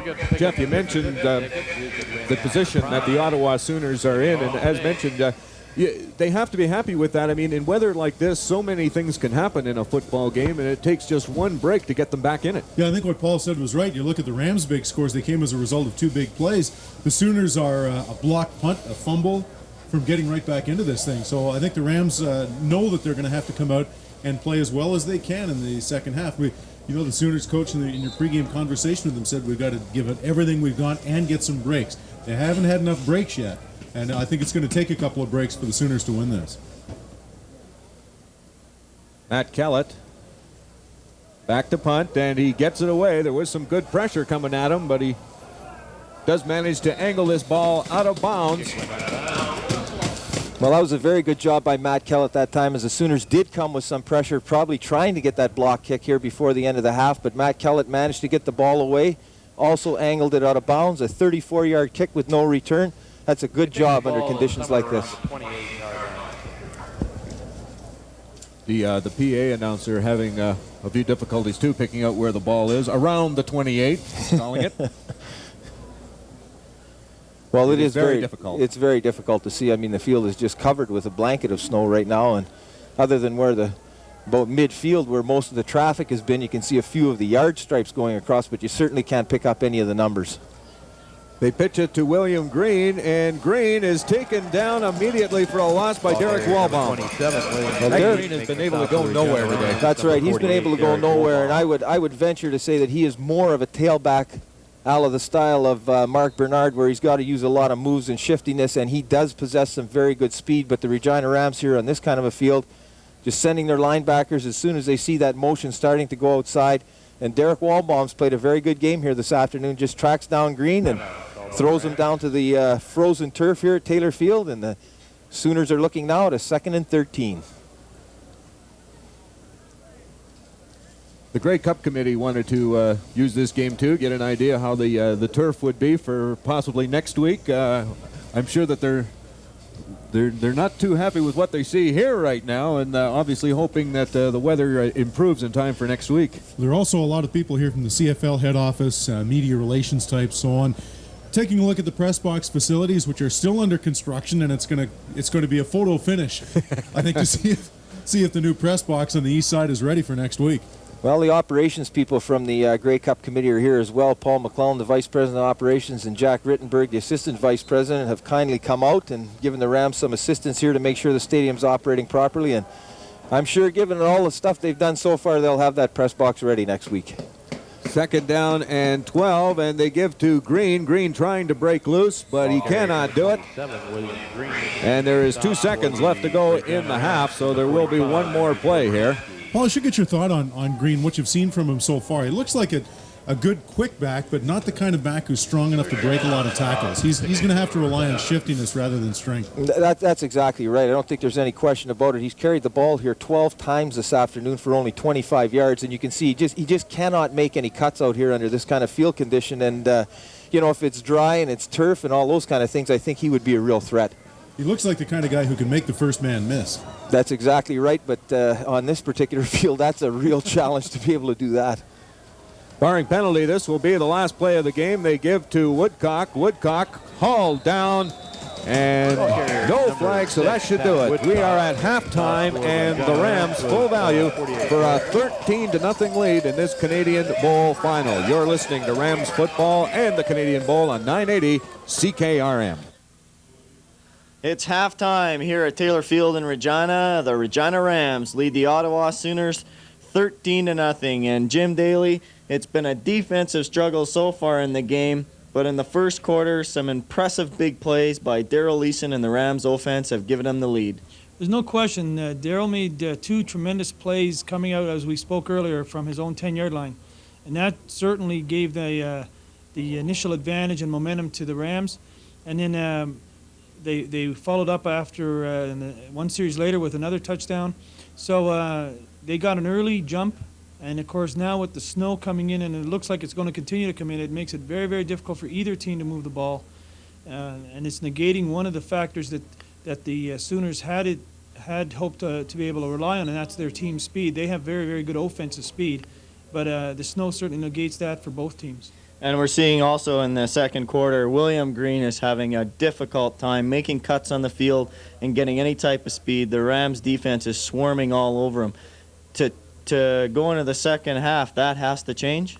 Well, I'm not sure if it has to change as far as the type of play or the players, but certainly they have to have more success with it. And if they hope to come back against the Rams team, the Rams defense is just playing tremendous football.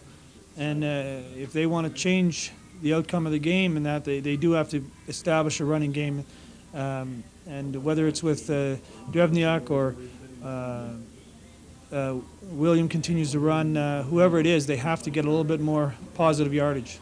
And also, on a positive note for the Ottawa Sooners, that Sooner defense in the second quarter has really come through with some big pressure on Darrell Leeson to basically limit the Rams offense to not many yards.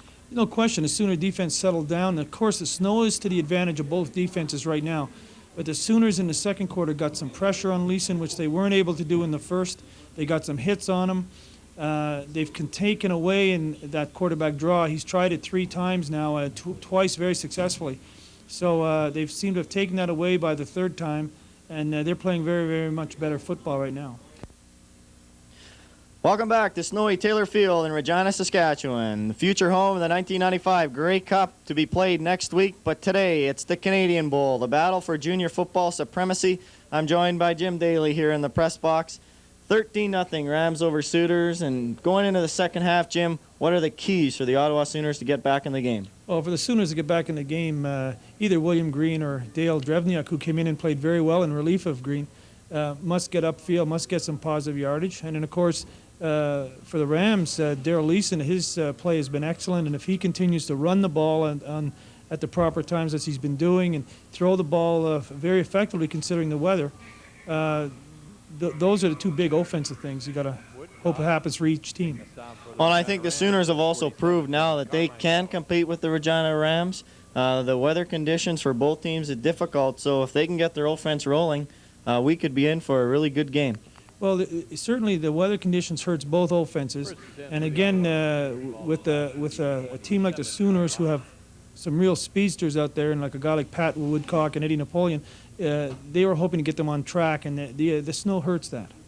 Yeah, exactly. It also is shown in the Regina Rams offense as well. Darrell Leeson has been very close to breaking some long passes open to some of his receivers, but just with slippery field conditions, if it's a little underthrown, it's difficult to cut back. Well, any quarterback's affected by this, and the snow is no ally to the Rams either when it comes to offensive football. The receivers are a little more tentative in their cuts. It affects the timing of the routes, and it does affect the passing game and running game as well, but it affects a passing game such as the Rams have and has been so good all year. What do you think Mike Morris said to his players in the locker room at halftime there? What do you think he's got to say to them to get them going? Well, I think in the Sooners' case, with a team that's got 30 new players, first-year players, Mike is probably in there saying, listen, we've kept this close. We gave up some big plays. They've got a lead on us. We have to come back and cut away at it slowly, not panic. I think he probably was very reassuring, etc. And obviously Frank McChrystal, they've got the power there. They just have to keep it going. It's the Canadian Bowl here at Taylor Field in Regina. The Rams leading 13-0. We're going to go right now to the play-by-play with Warren Woods and Paul Barnaby. The difference in this football game, Darrell Leeson with a long scamper on a QB draw, a long pass to Chad Eamon. Mike Maurer with the other touchdown for the Rams. And Jason Beulah takes the punt as flags come down. He takes the ball over the midfield stripe into Sooners territory. But the nylon is on the field, and this will likely be coming back. Well, a much better return again by Jason Beulah. He seems to have recognized that he's not going to be able to belly around guys and try to use any moves, just taking that ball and heading straight upfield right away. It's a good return for the Regina Rams, but it's going to go for naught as there was a illegal block on the play by the Regina Rams, which is going to back them up a little bit. And unfortunate for them in that they had some good field position here to start, but this penalty is going to change that quickly as the ball's going to be moved back to the 33-yard line. The Rams will start from there, 1st and 10. Darrell Leeson brings the offense out. Leeson named the most outstanding offensive player in the country last night. Also named All-Canadian quarterback. And now looking to cap off of a magnificent junior career with a 3rd straight Canadian title. The pitch goes to Mike Maurer. Maurer puts 2 hands on the football, dives forward for a couple of yards. Well, we've got a flag down on the near sideline here as well. I'm not sure, but it looks like it could be procedure. There's a preliminary signal from the official. Procedure against the Regina Rams, just starting a little too quickly, so penalties hurt them a little bit at the end of that first half. They got backed up a bit, and starting out the 3rd quarter here with an illegal block of the punt return and now a procedure call. And the field position thing that we've talked about so much here this afternoon is working against the Regina Rams now as the ball's moved back to the 28-yard line. Rams will go from there now, 1st and 15. Well, Darrell Leeson and company operated very well in the 1st quarter going into this breeze. Much better than they did in the 2nd when they had it at their back. So we'll see if that holds true here in the 3rd. Leeson on play action. He's got a man open. That's Chad Eamon. And Eamon will pick up 5 or 6. Well, Darrell Leeson just rolling to his left and allowing the slot back Chad Eamon to come clear, but after he makes that catch, just unable to turn back upfield. He does pick up about 7 yards on the play, though. Gets back that 5-yard penalty for procedure. It's going to lead the Regina Rams in about a 2nd and 8 situation now from the 38-yard line. You can see a little bit better out here right now, so as the snow continues to fall, but not quite as heavy as it was earlier in this game. Leeson in from the shotgun. Tries the quarterback draw. Cannot get to the first down as he is taken out of bounds at about the 40-yard line of the Rams. So Frank McChrystal sends out the Rams punting team. Well, that's right, and it will be a battle of field position here in the second half, obviously. And again, the turnovers are the big thing that really changed that in a hurry. Fumbles and interceptions and those kind of things. The Regina Rams not wanting to do anything silly right now with a 13-0 lead here. 12 minutes and 27 seconds to play in the third quarter. Bring Matt Kellett on the field to punt the ball away to the Ottawa Sooners. Eddie Napoleon back, one of the return men. And it is taken by Pat Woodcock, and Woodcock cannot get away from Krzyzewski. He drops the football, and the Rams have it. Well, we talked about the turnovers, and there is a big one for the Regina Rams. Matt Kellett gets away a good punt out there, 31 yards. Pat Woodcock takes it, and Randy Sorchinski, that valuable middle linebacker of the Regina Rams, playing special teams here, goes downfield, strips Woodcock of the ball. The Regina Rams recover it, and they have it down about the 26-yard line of the Ottawa Sooners. A huge change in field position. Lee Brentnell with the fumble recovery. And the Rams have it. 1st and 10 now from the Sooners' 25-yard line.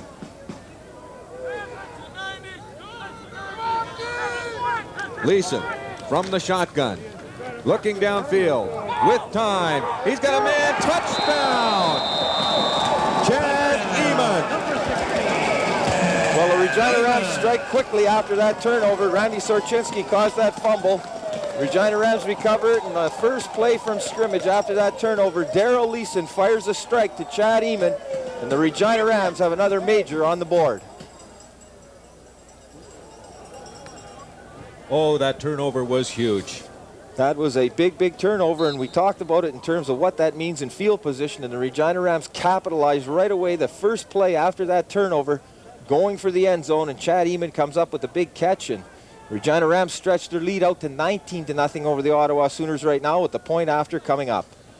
Championships teams do that, take advantage of the other team's mistakes, and that's exactly what the Rams did. The extra point is good, and with 11:41 left to go in the third quarter, the Rams have opened up a 20-0 lead. You are listening to Regina Rams football and the Canadian Bowl final on 980 CKRM. We're back here live, and Jim, the 13th player for the Regina Rams, just showed up after that costly turnover. Momentum is on their side. Oh, there's no question.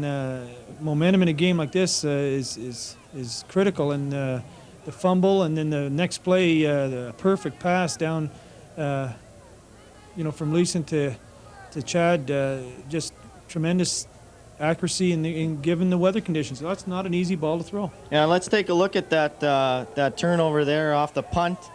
Randy Sorchinski comes down, plays contain, he gets number 6, the ball comes loose, and it's Ram football at the 30-yard line, and right now the Ottawa Sooners are in a very deep hole. Let's go back to the action with Paul, Warren, and Jeff Courier. The Regina Rams now with a comfortable 20-point lead on the Ottawa Sooners, and I would have to think, Paul Barnby, it's going to be very difficult now for the Sooners to come back in this football game. The conditions just will not allow that. Well, I think the thing that, if we'd seen more from their offense in terms of being able to move the ball, you might suspect that. But again, if you look at the way the Regina Rams have got these points, by and large, they've all come from one or two big plays.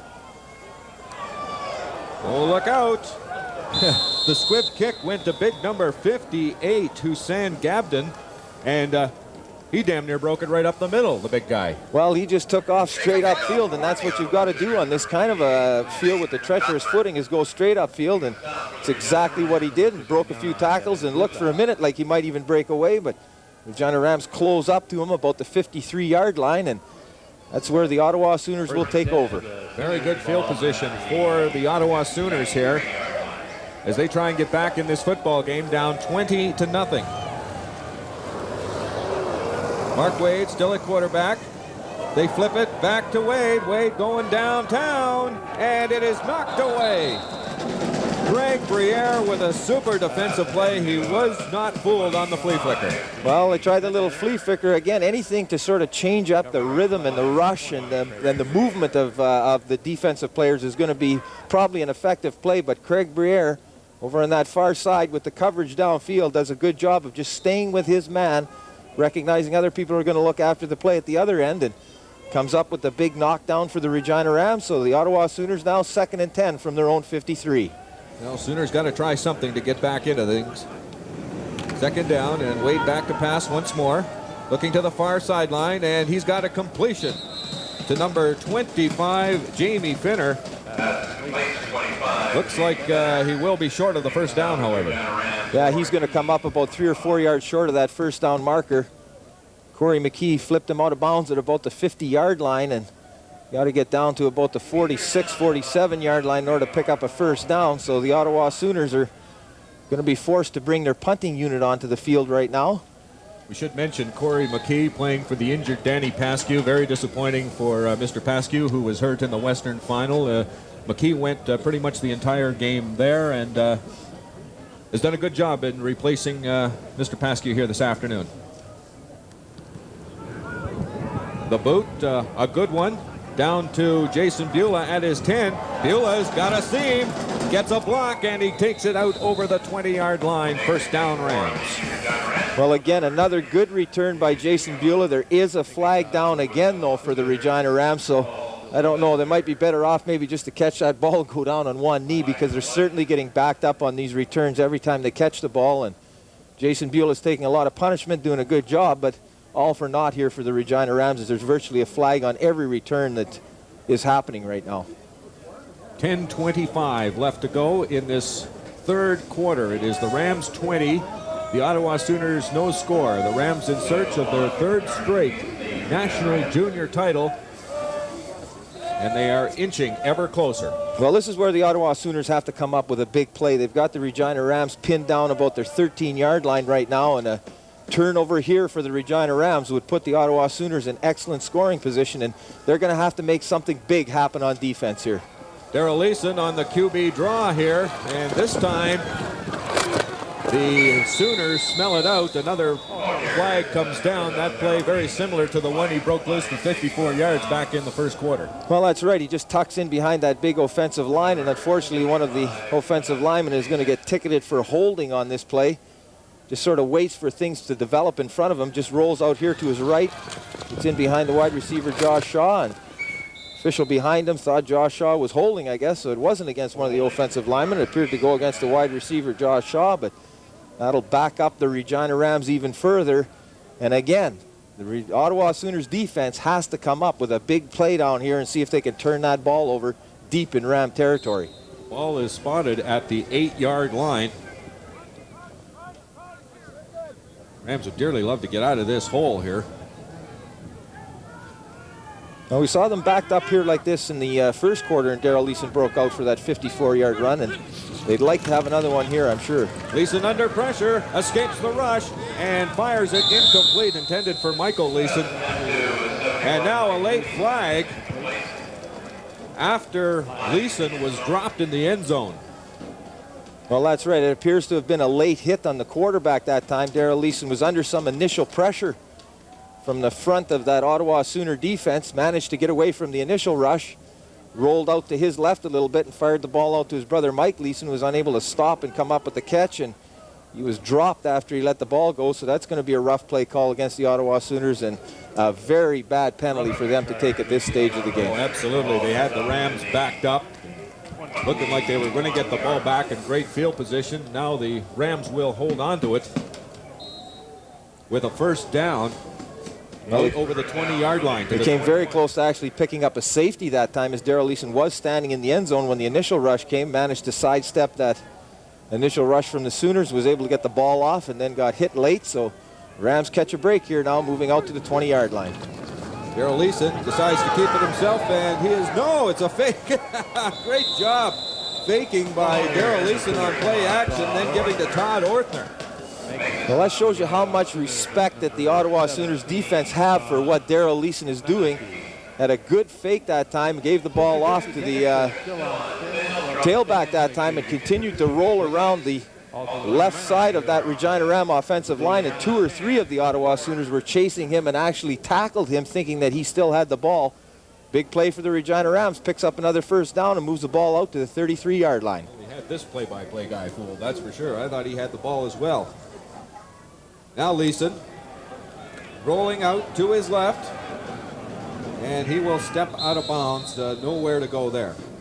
Well, he didn't have very much running room, and maybe getting a little tired himself in terms of scrambling around on this slippery field.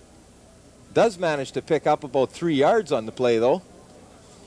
So the Regina Rams now, after having the ball down at their own 8-yard line, have certainly gained back a lot of that real estate here, and will be happy with the fact that they're grinding this clock out here in the third quarter with 9 minutes to play in the third quarter and going against the breeze.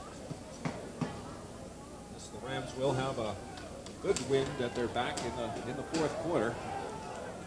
They can hold here, keep the ball away from that Sooner offense. Be in pretty good shape. Here's Mike Maurer taking the pitch. Maurer cuts up the middle, and he'll have the first down. Well, this kind of field situation is probably more suited to Mike Maurer's running style. He's much more of a power running back in terms of when you make the comparison with him and Mark Bernard. Mike Maurer just does a good job of getting his shoulder square to the line of scrimmage, breaks a number of tackles, and fights his way forward over that 45-yard line and picks up the first down for the Regina Rams. They now have the ball at their own 45-yard line.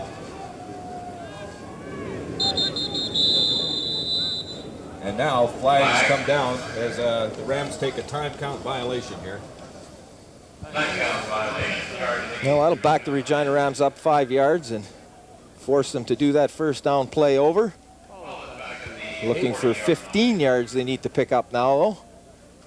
8:18 left to go in this third quarter. It is the Rams on top, 20-0.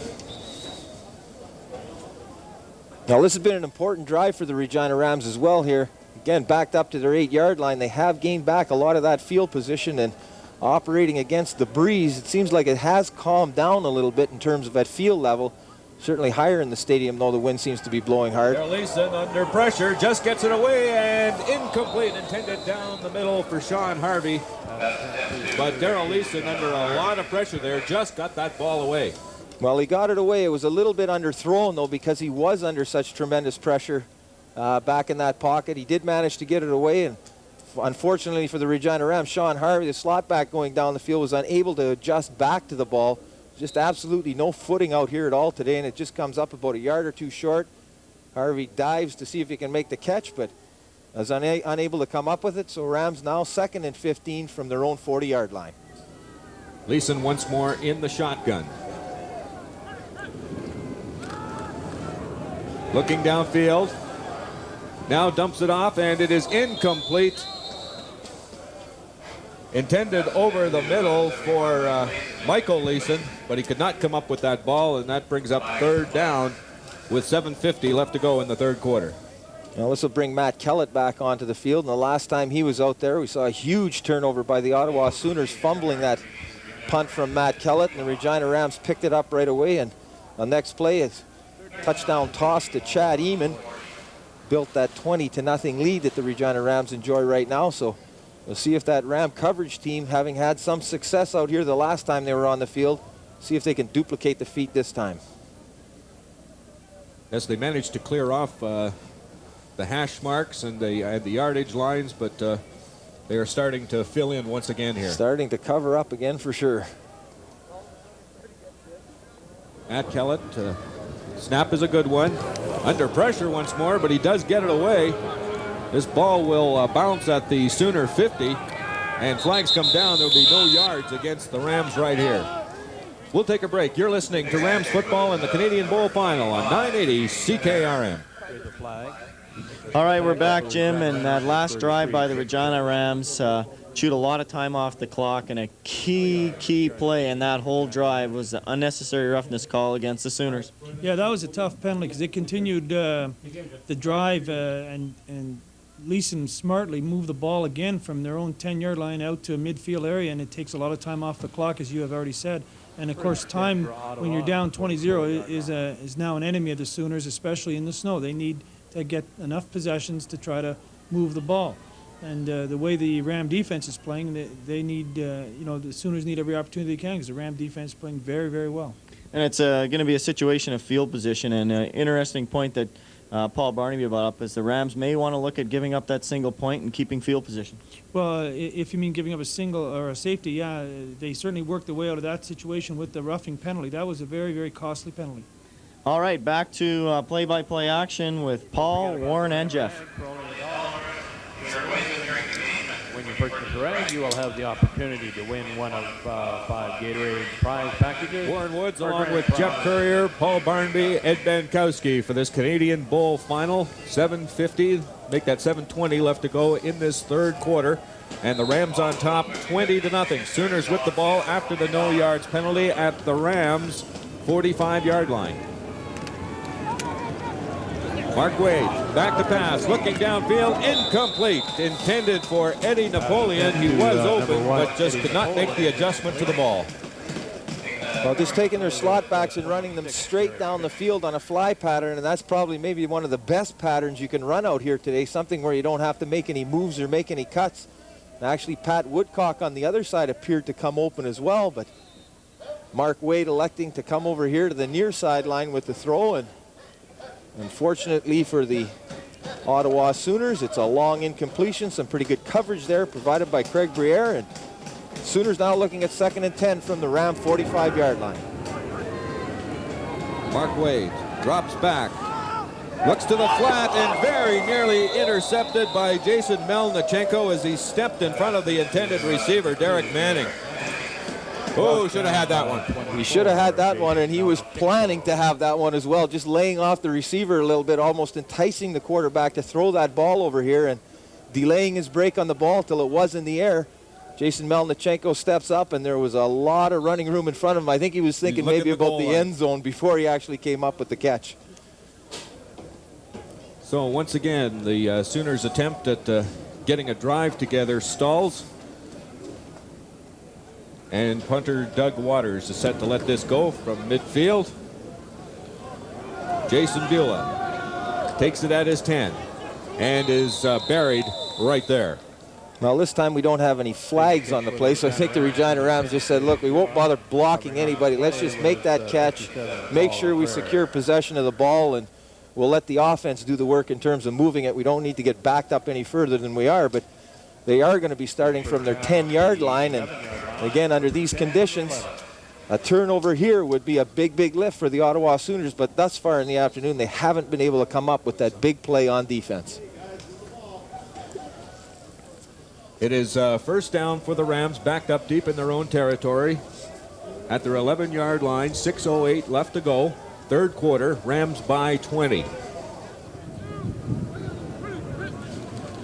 They pitch it to Mike Mauer, looking for some running room, but he just cannot get the traction, and he slides down for virtually no gain. I think that's actually Mark Bernard into the ball game now. They've been alternating tailbacks quite a bit here this afternoon, and you can see Mark Bernard wants to put those jitterbug moves on for the Regina Rams, but on this kind of a field, it's just virtually impossible to do that. And as we mentioned earlier, Mike Mauer is probably a little more suited to these kinds of field conditions, as he's much more of a power running back than Mark Bernard is. There was a flag down on the play. It went against the Ottawa Sooners, so now the Rams have it 1st and 5. Well, that's another big break for the Regina Rams, as the Ottawa Sooners had snuffed that play out right at the line of scrimmage. The Rams unable to pick up anything, but do get the 5 yards on the penalty, and now looking at a short 1st and 5 from their own 15-yard line.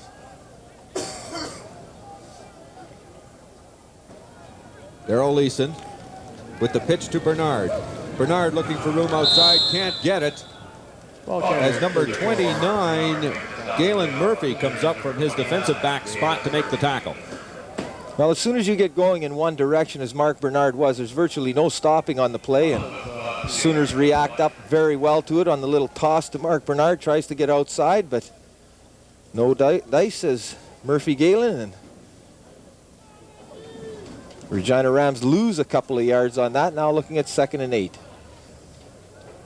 5 minutes left to go in the third quarter. Rams running down the clock. Leeson trying the quarterback draw. He slipped trying to get on track and cannot get away. So that will bring up 3rd down for the Rams. The tackle made by Sean Mackery. And that brings up a 3rd down situation for the Rams. So once again, the Sooners will have some great field position, and they've had that throughout this third quarter. Well, that's right, and operating with the wind at their back. But the thing that they needed to do on these defensive series is see if they can force the Regina Rams into a turnover. The Rams are playing some good conservative football right now, albeit that they lost 5 yards on those 2 offensive plays, but they're not giving the Ottawa Sooners sort of that big break that they really need to get back in this game. 20-0 is the score. 4:45 remaining in the third quarter. And Matt Kellett is standing in his end zone.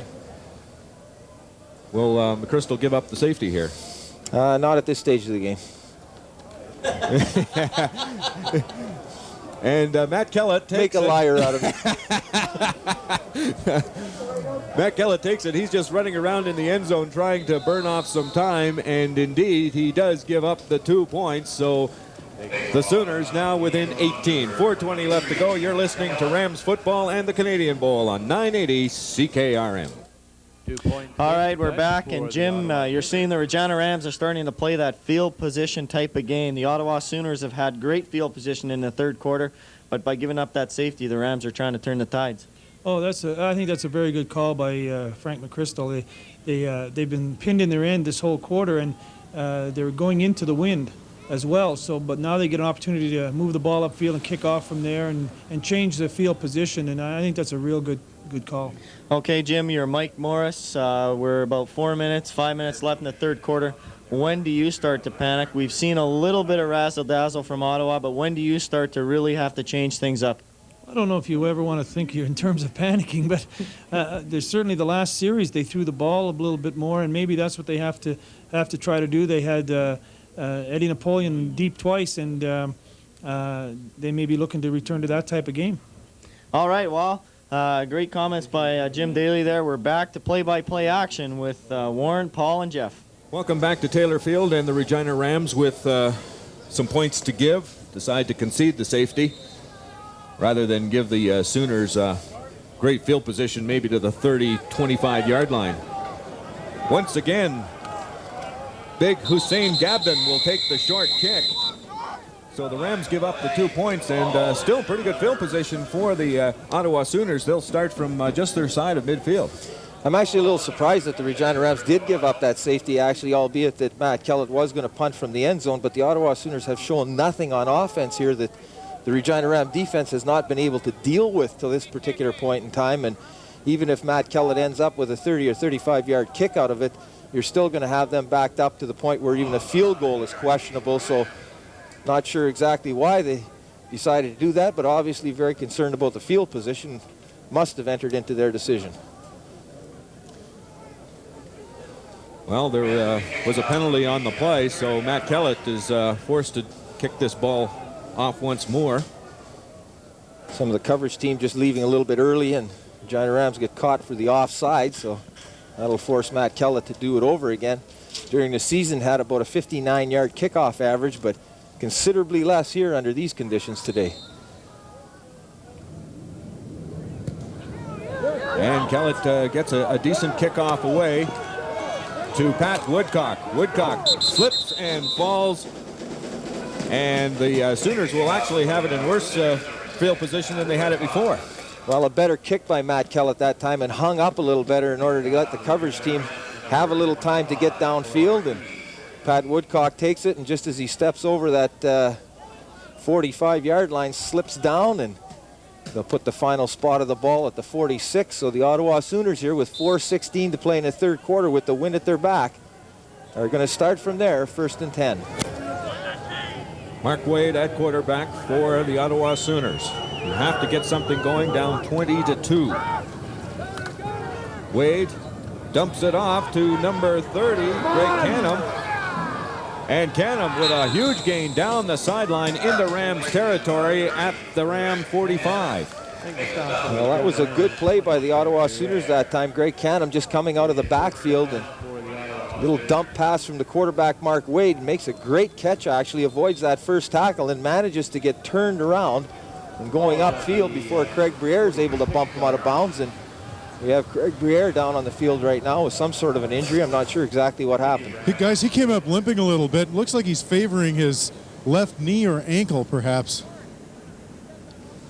That would be a huge loss for the Regina Rams if he can't come back into this ball game. Well, Craig Briere's played very well for the Regina Rams down the stretch here in the playoffs. He made a spectacular play right down at the goal line in that Okanagan Sun game, where it looked like the Sun might be going in for a touchdown to take the lead in that ball game. And Craig Briere, with some solid man-to-man coverage, was going right along the goal line and came up with a big knockdown. So you're right, Warren, to lose him at this stage of the game would be a big loss for that Ram defense. Bearcat Waldo now replaces him. If you're tuning in for the Pats hockey game, we will be going to that game in Brandon right after the completion of this Canadian Bowl final. Brandon is leading the Pats 3-1 after the first period of play. U of S Huskies out front of Calgary 22-12 in their CIAU game. And once again, the flea flicker, and Wade fires it downfield, and it is complete. No, dropped. Oh boy, number 25, Jamie Finner, had it in his hands, and he unfortunately it hit the turf, but Waldo was right there. Actually, he had a chance to knock that ball away. Gentlemen, both of those players misjudged the flight of the football. Waldo, as you just said, had an opportunity and misjudged the football, and the receiver did as well. Nobody came up with it.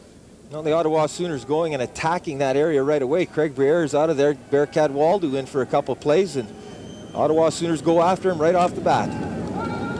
And Wade back to fire once more. He throws up a lame duck out there, and it falls incomplete. Well, that one should have been caught under the infield fly rule.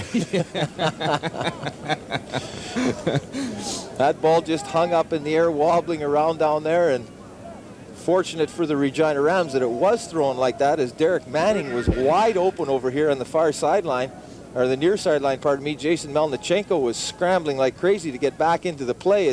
And he just turned around at the last moment. There could have easily been a shielding penalty called on that, because he just turned around at the last second. Well, he was doing everything he could to just get back into the area. He was so far away from that receiver. So big break for the Rams, and the Sooners are punting once again. Good punt by Waters.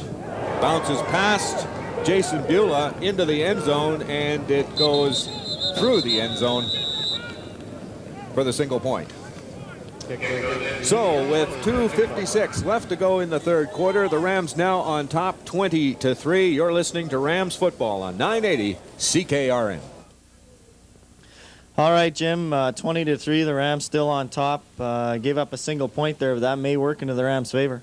Well, again, they get good field position off that, and I think with a 18-point lead in this weather, you can give up the one and get the extra yardage. I think that's, again, going to work to their favor.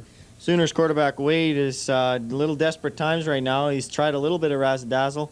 He's missing some secondary receivers, though, and that could be key for them not getting some points. Well, the Sooners are in a situation now where they have to throw more than they're accustomed to. As we said, coming in, they're a running team.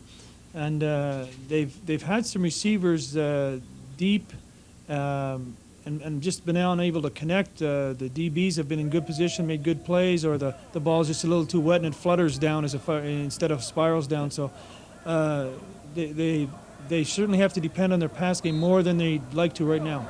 And a key point for their running game is that William Green is on the sidelines right next to the blower. So we'll see how Ottawa does here coming up to the fourth quarter. And now back to play-by-play with Warren, Paul, and Jeff. Maybe let Matt Kellett change around some of this field position.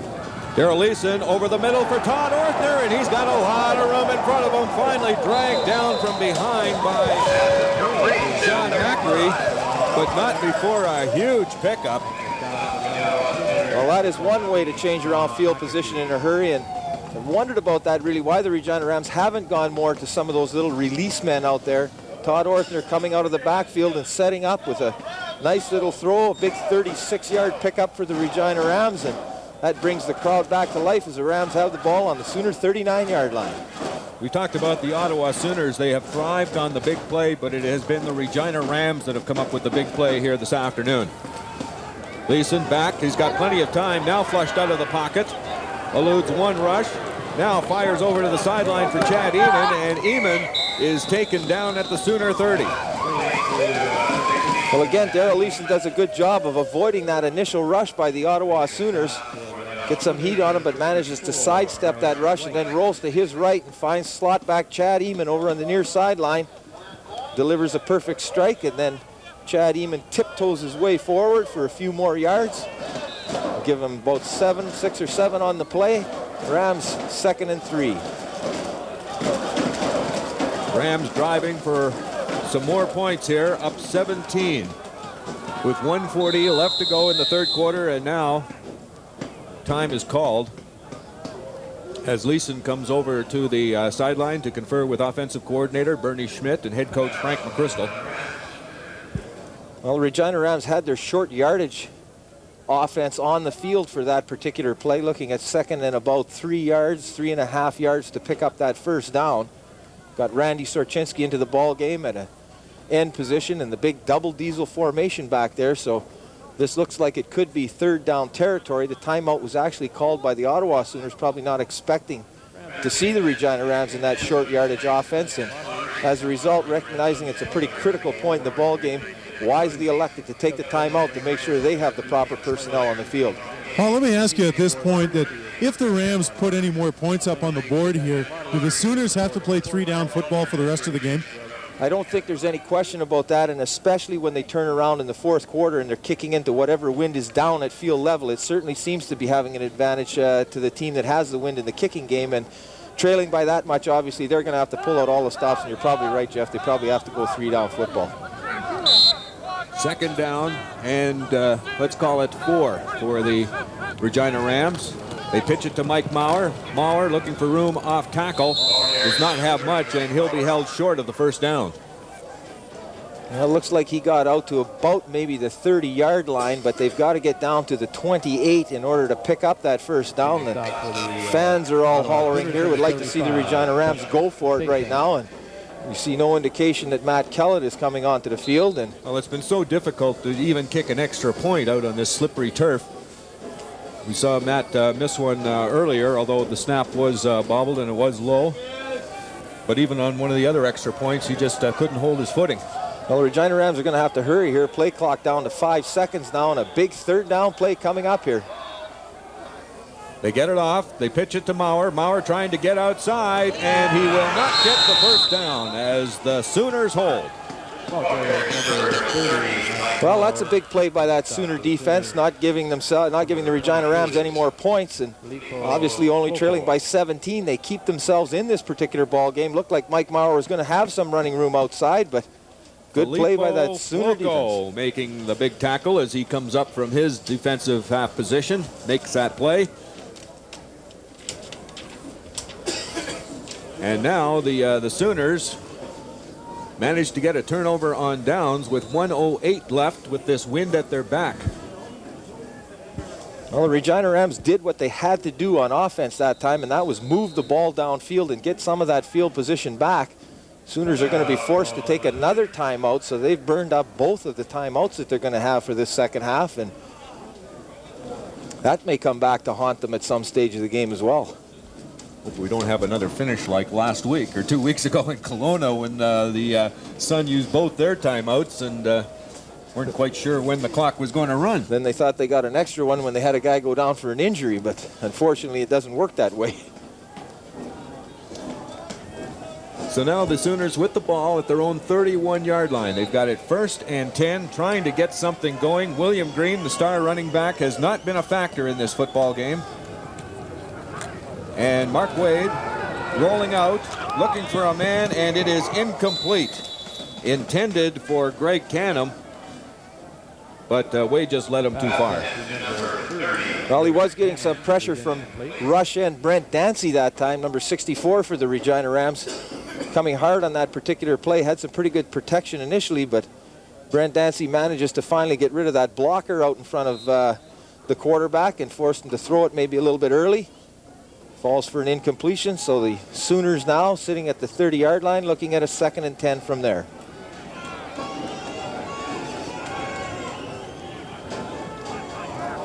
We had some early movement by the Rams defensive line. This may be a free one for the Sooners, and we've got a completion to Waters over here on the near sideline. Very close to first down yardage. Yeah, he's going to come up about 2 yards short of that first down, however, and I'm sure the Sooners will accept that penalty. Regina Ram defensive line just jumping a little early. That is indeed the call, offside against the Rams. We're into the final minute of the third quarter, 34 seconds left, 20-3 for the Rams as they try to nail down their 3rd straight Canadian championship. The last team to do it, the Edmonton Huskies, back in the early 60s.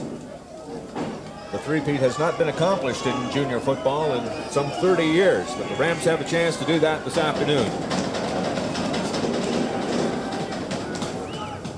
Wade with the give. Straight ahead, Dale Drevnik will be short of the first down. Well, this is going to bring up an interesting decision for the Ottawa Sooner coaching staff now. They were about the same place as they caught that pass on the play that was wiped out on the Regina Ram penalty, about 2 yards short, and we'll see if they agree with us that pretty soon they are getting to 3-down territory here where they're going to have to start taking a few chances, but it appears that the Ottawa Sooners aren't ready to do that yet. They're going to send their kicking team onto the field and punt the ball back to the Regina Rams. Paul, are you a little bit surprised because the Sooners are going to need 3 scores to get back into this thing, and they've only got a quarter left to do it. Well, I'm really surprised, and the only thing I can really think of is that if they were able to get that last playoff with the win, that probably to your advantage maybe to punt one last time with the win before you do that, but I'm not sure they're even going to get an opportunity to do that here as time appears to have expired in the third quarter. Yeah, they're a good yard short. I mean, it's a yard and change.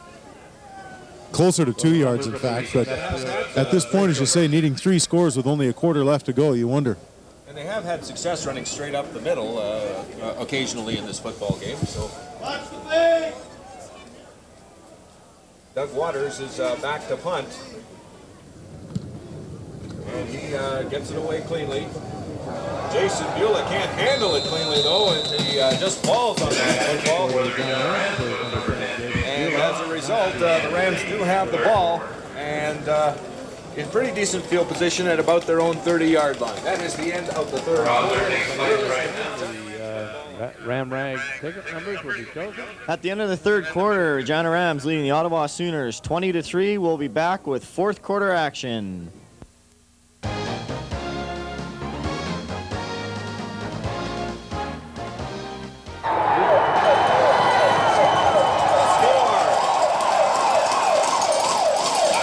Well, just a big play by the Regina Rams, turning around with that wind at their back, and Darrell Leeson sets up in that pocket, looks downfield, finds his brother Michael Leeson, makes the good catch. The ball was delivered perfectly, and you can see what a difference that makes when the receivers hit perfectly with the pass.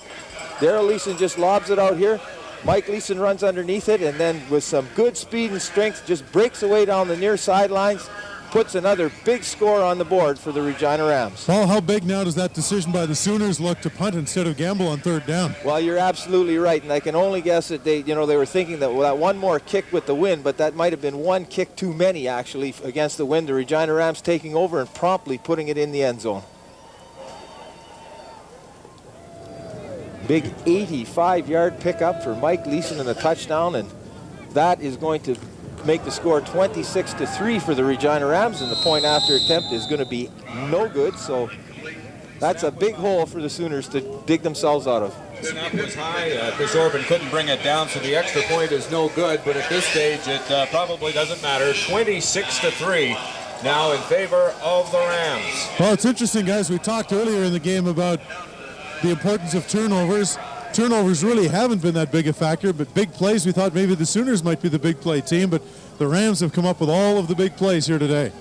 Well, there's no question about that, and as you mentioned, Jeff, they really have been the difference in the ball game. The Regina Rams have been backed up a couple of times deep in their end and have managed to find a way, generally by the big play, to get out of that particular trap and get that field position back. And right here, hitting for an 85-yard pass and run play, Leeson to Leeson, The Regina Rams are out to a very comfortable lead here with 14:37 to play in this 1995 Canadian Bowl. Yes, the Ottawa Sooners have thrived on the big play, as we've mentioned before, and they got off to the 1-3 start, and that's basically what's kept them in the playoff run. They've won their last 6 ball games basically by doing just that. They do not drive the ball consistently well, but they have come up with huge gainers, and today, when they needed them the most, they just haven't been able to come up with them. But we may have one here. Number 25, Jamie Finner, with a huge hole, and finally taken down in Rams territory at their 45-yard line. And we don't see any penalty markers on the field, too, which is a strange occurrence, as on most of these returns with all the slipping and sliding that's been going on out there, there's been penalty flags, so the Ottawa Sooners obviously needing to respond immediately, get the big play from Jamie Finner as he moves the ball over that midfield stripe and all the way down to the Ram 43-yard line, so that's a great return for the Sooners, and obviously they're going to have to do something on offense here. 52-yard return by Finner's put them in great position to do it. Fourth quarter just underway. Mark Wade back to pass. He's got all kinds of time. Finally finds, or had Woodcock open for a moment, but it's incomplete. It was very nearly intercepted by Derek Walbaum. Well, Derek Walbaum playing some good zone defense for the Regina Rams, just settles back in his zone, reads the quarterback's eyes. Mark Wade does a good job of trying to look off some of that defense. Elects to come out here to the near sideline, and Derek Walbaum just stepping up, unable to come up with the big interception, but obviously distracted the receiver enough to fall for an incompletion. So the Sooners now 2nd and 10 from the Ram 43-yard line. Chad Eamon has started to throw the football a little bit on the sidelines. We may get to see him before this one's out. Yes, indeed. It's been give him a little experience, championship experience. He will be the quarterback next year for the Rams in all likelihood. Yeah, that's probably right. Chad Eamon has certainly been the heir apparent to Darrell Leeson, and he's going to obviously have some huge shoes to fill next year when he does it, but a very talented athlete in his own right, and possesses a lot of the same qualities in terms of some of the running the ball that Darrell Leeson brings to that particular position. He's not quite as fast as Darrell, but certainly he's able to dipsy-doodle around out there, and he should be a good threat for the Regina Rams. Well, it is now third down, and once again, the Sooners have opted to kick this football away. Try and hem the Rams in deep. And a decent kick to Beulah at his 15, and he is ridden out of bounds, and a flag comes down. Definitely a late hit on Jason Beulah over there. Yeah, he was already 3 or 4 yards outside of that far sideline marker, and one of the Ottawa Sooners came over and gave him a little shot in the back as he was being flung around, and that's going to cost the Ottawa Sooners dearly as they pick up a very silly, unnecessary roughness call. One of the few real breakdowns in discipline we've seen by either one of these teams today. Yes, indeed. It has been a well-played, clean football game. Hard hitting, but right there, frustration beginning to show on the part of the Ottawa Sooners. There's 13:24 left to play in this fourth quarter. Rams comfortably in front, 26-3. And the trophies are starting to appear on the sidelines here, getting them ready for the presentation after the game. I think there'll be probably some other things that are appearing on the sidelines very shortly as well that the Regina Rams might be donning in a minute or two. Chad Eamon decides to throw it, and he's got a man open. Josh Shaw over there on the far sideline. And he's got a big first down for the Rams. Well, again, the Regina Ram offense appears to be picking up the steam a little bit here late in this ball game, and you have to wonder if maybe the Ottawa Sooners are wearing out a little bit. It's been a very frustrating day for them. Obviously, their big tailback, William Green, has been held in check by that Regina Ram defense all day long, and he's been their big play guy that they need to get something big from, and unable to do that. And the Ram offense continues to operate, pick up the big plays. Josh Shaw on that particular play picked up 30 big yards for the Regina Rams and moves the ball down to the 43-yard line of the Ottawa Sooners. The Sooners got themselves a good look at Mr. Eamon right there as he took the pitch from Leeson, and on the option fired a perfect strike. We've got an injury on the field, so we'll take a break. You're listening to Rams football on 980 CKRN. All right, Jim, interesting turn of events here in the game. We're going to have a quick look at that last touchdown that Daryl Leeson threw to his brother Michael Leeson, which I think probably was a turning point in this game. It does not look good for the Ottawa Sooners. Well, it certainly was a big play. It was about an 80-yard touchdown, and again, Leeson's got a touch in the snow that the Sooners haven't been able to get on their offense, and he started making tremendous advantage of it. Well, let's have a quick look at it. Daryl went back into the pocket there and threw a perfect ball to his brother. And on a field conditions like this, when you get a pass like that, it's pretty difficult not to get it in the end zone. It puts the defense kind of back on their heels. Well, the brothers did a great job on the catch and throw. The route was well run, and it's tough running the routes in the snow, and it was a very well executed play, and it broke the game open with that 6 points. Well, it's a difficult situation for the Ottawa Sooners to come back from. They've really got to go with all guns. 3-down territory now, and hopefully if they can get a touchdown, get back into the game, they can maybe change some things up for themselves. Well, certainly at this point you want the team to finish hard. They want to keep playing, and with most of one quarter left, you can always hope for enough breaks and good plays that you can catch up. But certainly there's a commanding lead right now. Now what you want to do is you want your team to come out and get off the ball and play hard and continue to try to execute the offense and the defense. All right, Ottawa Sooners, Regina Rams. The Rams on their way to a third consecutive national championship. They lead 26-3. Now back to live play-by-play. Ball at the Sooner 48. Daryl Leeson fires one out to Dan Goodmanson. And Goodmanson has the completion. Well, just running a simple little down and out pattern that time from the wide receiver position, and Daryl Leeson showing that strong arm strength, fires the ball out there very quickly. Goodmanson forced to go to one knee to make the catch. He'll pick up about 6 yards on the play. Gentlemen, Sean McAree for the Ottawa Sooners suffered an elbow injury, and he's in a lot of discomfort right now. They're going to take the jersey off him. He's finished for the day. So one of their top defensive players here this afternoon is finished, and now the pitch to Michael Maurer. Maurer powering his way close to a first down.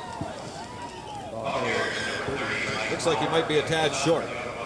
Now, we'll see where the final spot of the ball. It looks like the Regina Rams are going to be about a yard short, and be an interesting decision for Coach McChrystal here as the short yardage team comes onto the field, and it looks like the Regina Rams would like to retain possession of this ball and are prepared to gamble. It might even be 3rd and about 2, actually, so big play for the short yardage team coming up. Ball is spotted at the Sooner 40. 11:40 remaining in the fourth quarter. And the Rams leading 26-3. They give it to Maurer, and he powers ahead for the first down. A flag does come down on the play, so hold everything. Well, as soon as the Regina Rams start those big lead backs up running towards the line of scrimmage, it gets very difficult to stay in your stance as one of the defensive players, as you know exactly where they're going to be coming. And we'll have to wait and see whether the Sooners were offside or maybe the Regina Rams left a little early. That is going to be the signal. Procedure against the Regina Rams, so one of the O-linemen trying to get a little earlier start. For a measurement. Well, now they've called for the chains here. 11:27 remaining, 26-3 for the Rams, and a number of them, Paul Barnby, playing their final game of junior football. Daryl Leeson, one of them, Jason Beulah, Matt Kellett, Dennis Losey, have all had fine careers here with the Rams, and looks like they're going to go out on top with a 3rd straight Canadian title. Well, that's right, and there's a couple other ones that we shouldn't forget as well. Johnny Carmichael, the Saskatoon player from Marion Graham High, ended up playing with the Regina Rams, wasn't able to make the Saskatoon Hilltop football team, but came down here and has played here. Matt Kellett will be graduating as well. Randy Sorchinski, Wavell Star, another great linebacker for the Regina Rams, and Big Steve Uren, the great big nose tackle of the Regina Rams. Tips the Toledo's at about 290 pounds and has certainly been a tower of strength for that Regina Ram defensive line over the last few years. Yes, there's certainly going to be some huge holes to fill for this Ram squad next year.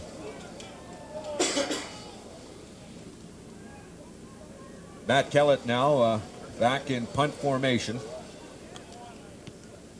And he gets a beauty away down to Napoleon at his 5-yard line. Napoleon looking for some room on the outside, and he has none as he's dragged into the end zone, but he manages to escape. And now looking for room on the far sideline. Boy, that's a lot of running for about 2 or 3 yards. Well, that's right. He caught that ball about his own 10-yard line and ended up back about 2 yards deep in the end zone and was finally dragged down about the 13. So it was a net gain of about 3 yards, but a lot of running and hitting going on down there to pick up those tough 3 yards.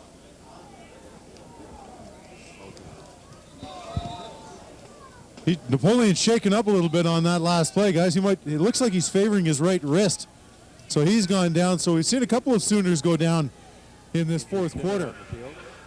Well, you've got this cold weather down there, and sometimes those hits feel even worse, obviously, when you're chilled right to the bone. Those players have been out there for a long time now. Pre-game warm-up for many of them started at noon, and I know the Ottawa Sooners were at Taylor Field at 10 o'clock this morning, and it's not exactly even really warm in the dressing rooms on a day like this. So no, in fact, it's getting colder as the afternoon goes on, and that wind is really now starting to come out of the southwest, and it's very cold down here right now. And as you said, Paul, when you're on the short end of a 26-3 score, those hits start to feel a little bit worse. Well, they certainly do, because every time you look up there and you realize what a great season you've had, and obviously you have to be a good football team to get to a game like this, and then when you end up looking up at that scoreboard and seeing 26-3, it can certainly leave you with a very empty feeling when you lose the last one of the year, basically. Yeah, a lot of credit has to go to these Ottawa Sooners who began their season with a 1-3 record and then caught fire and finished in third place in the Ontario Conference, but knocked off everybody in their way and had to do it on the road as well. Well, that's exactly right. Like, they spent a lot of time on the road, and that's difficult to win on the road. The Regina Rams know how difficult that is after last week's, or 2 weekends ago, their game against the Okanagan Sun, a very hard-fought win by 3 points for the Regina Rams, and Regina Rams know how to travel fairly well, so that's a difficult task for any football team. Yeah, so not only knocking off a pretty good football team from Windsor in order to get to this game. Here is Devnik. Devnik with a huge hole and finally brought down by a number of Rams, Chris Frankowski among them, but Drevnik with a big pickup right there to get the Sooners out of a hole. Well, that's right, and they know that they've got to get something on the board, obviously, very quickly here. 10 minutes and 33 seconds to play in this football game, and trailing by 23 points. They've got to have a couple scores, and they got to have them in a hurry. 10:25 left to go. Sooners looking for points, and they need them in a hurry. But they stay on the ground. And big number 32, once again, Drevnik comes up with the play, with the carry. He'll have a short pickup. He's got about 4 yards. Yeah, depending on the final spot of the ball, it might even be closer to 5 yards. So pretty good play getting off the ball and just attacking that Regina Ram defense. But this is where the Ottawa Sooners are going to have some difficulty. Obviously, trailing by 23 points like this, it's going to be tough to grind things out and be able to scramble your way back into this ball game. Yeah, they've got to start putting the ball in the air here. And they give it once again on the ground to Edward Joseph. Edward Joseph now into the ball game, and we have not seen William Green for quite some time. He was supposed to be the key guy for the Ottawa Sooners today, but just hasn't been able to get anything going. The Rams have been all over him, and right now we can see that Macquarie, the Sooner defensive back with the injured elbow, is being taken off and up the tunnel in the golf cart. So he's about to get an early shower. He's going to get the hot water. Yeah, he probably feels good about that right about now, too. There's probably a lot of guys who would like to have an early shower. It is third down and 3 to go, and this time the Sooners are going for it, and they managed to draw the Rams offside. And if indeed they didn't do it intentionally, this will be a first down for the Sooners. Jeff, you were mentioning William Green, and we look at his stats on the day. His average has been steadily falling pretty well all afternoon. He's now had 13 carries for only 26 yards, so he's down to a 2-yard average here this afternoon. And when he's your big gun, your big go-to guy, if he's held to a 2-yard average, it's pretty easy to figure out which team's going to be winning the ball game. Yeah, you're absolutely right, Paul. This is a guy who averaged over 7 yards per carry in the regular season. but no factor today as the Rams defense were keying on him early and just would not allow him to do the things that he does best. And the weather certainly had something to do with that as well. Once again, they stay on the ground. They tried a trick play. There's the old deal where the center snaps the ball. The quarterback never did take the ball. The halfback was supposed to come up on a delay and take the ball from the center, but they muffed the play. Well, the Regina Rams have a play like that in their playbook as well that they run on occasion, so the defense will have seen that before. There's no question about it. And unfortunately for the Sooners, trying all the tricks now, the razzle-dazzle is going to come out, but it doesn't work as they lose about 2 yards on the play, and they're now looking at 2nd and 12 from their own 44-yard line. That's maybe a play you ought to use in the first quarter when you're trying to jump on the home team. Indeed. You've got to get something going here. Mark Wade now rolling out, and his pass incomplete, intended for Joseph. And once again, a 3rd down situation coming up for the Sooners.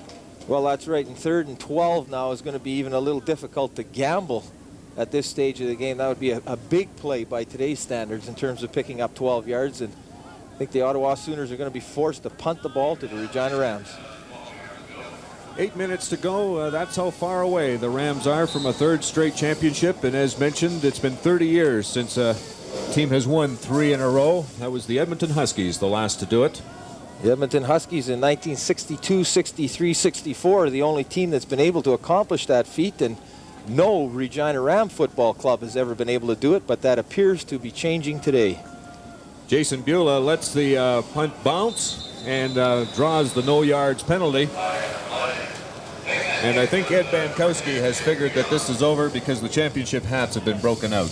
Well, that's right. That's usually a good sign that things appear to be well in hand. And you know, gentlemen, there's a contingent of Ottawa Sooners supporters sitting in the west sidelines right down behind the Regina Rams bench, parents and supporters, a small but vocal and enthusiastic contingent, but right now they look a lot colder than the Rams fans do.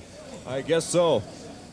It's been a chilly day for the fans, and we have to commend those that did come out and watch this game. It had to be very trying for them. It's awfully darn cold down there. And they're just warming up for next week. Exactly. I tell you, we were a little chilly up here with no heater. I can just imagine how they feel down there. And you too, Jeff. What a trooper. Here's the pass back to Darrell Leeson, and Leeson is taken out of bounds. A little trick play themselves from the Regina Rams. Well, you might as well try all the plays right now because you don't have to worry about anything for next weekend. Game is virtually well in hand with the Regina Rams right now, 7:14 to play, and enjoying that 26. I think they're thinking while we practice that play, we might as well use it at least once. You got to try it sometime during a game, and this would be the time to do it. 7 minutes left to go in this 4th quarter. The Rams en route to a 3rd straight title, 26-3. They are leading. And as we've mentioned time and again throughout this broadcast, they've been able to come up with the big play. And that's really what's done it for them this afternoon, taking a page out of the Sooners book. Well, that's right. And if you look at Darrell Leeson, 9 carries on the day for 118 yards, 54 of it coming on a big burst in the first quarter, a very important play for the Regina Rams, and he's enjoyed a great afternoon out here again today. Yes, he has been the outstanding offensive player in the Canadian Bowl the last 2 years, and is certainly the leading candidate to do it 3 years in a row. Well, no question about that. His passing statistics, he's 11 of 25 for 281 yards, and that is quite a feat when you think about it on this kind of field condition as well. Rams have it 2nd down and 15 to go. Leeson looking downfield for Beulah, and it is intercepted. Galen Murphy has the ball and taken down in Rams territory at the 47-yard line of the Rams. So turnover for the Sooners, 6:43 left. You're listening to Rams football on 980 CKRM. All right, 4th quarter action here with the Ottawa Sooners and Regina Rams. And Jim, it's not looking good for the Sooners. Had Murphy in the safety position there with the Sooners. He is doing a great job keeping him in, but it's tough slugging. Well, he's had 3 big plays, Galen Murphy has, and 3 big interceptions, and it's certainly a heck of an outing for him. I see on the Regina Rams sideline they've donned the championship caps a little early, but with a commanding lead, it looks like they've got an opportunity to go all the way. We'll go back with the play-by-play action with Warren, Paul, and Jeff. Making a stop for the Regina Rams, number 48, Woolbaum. Also on the play, 44, Wayville stop. It's the first down for the Ottawa Sooners.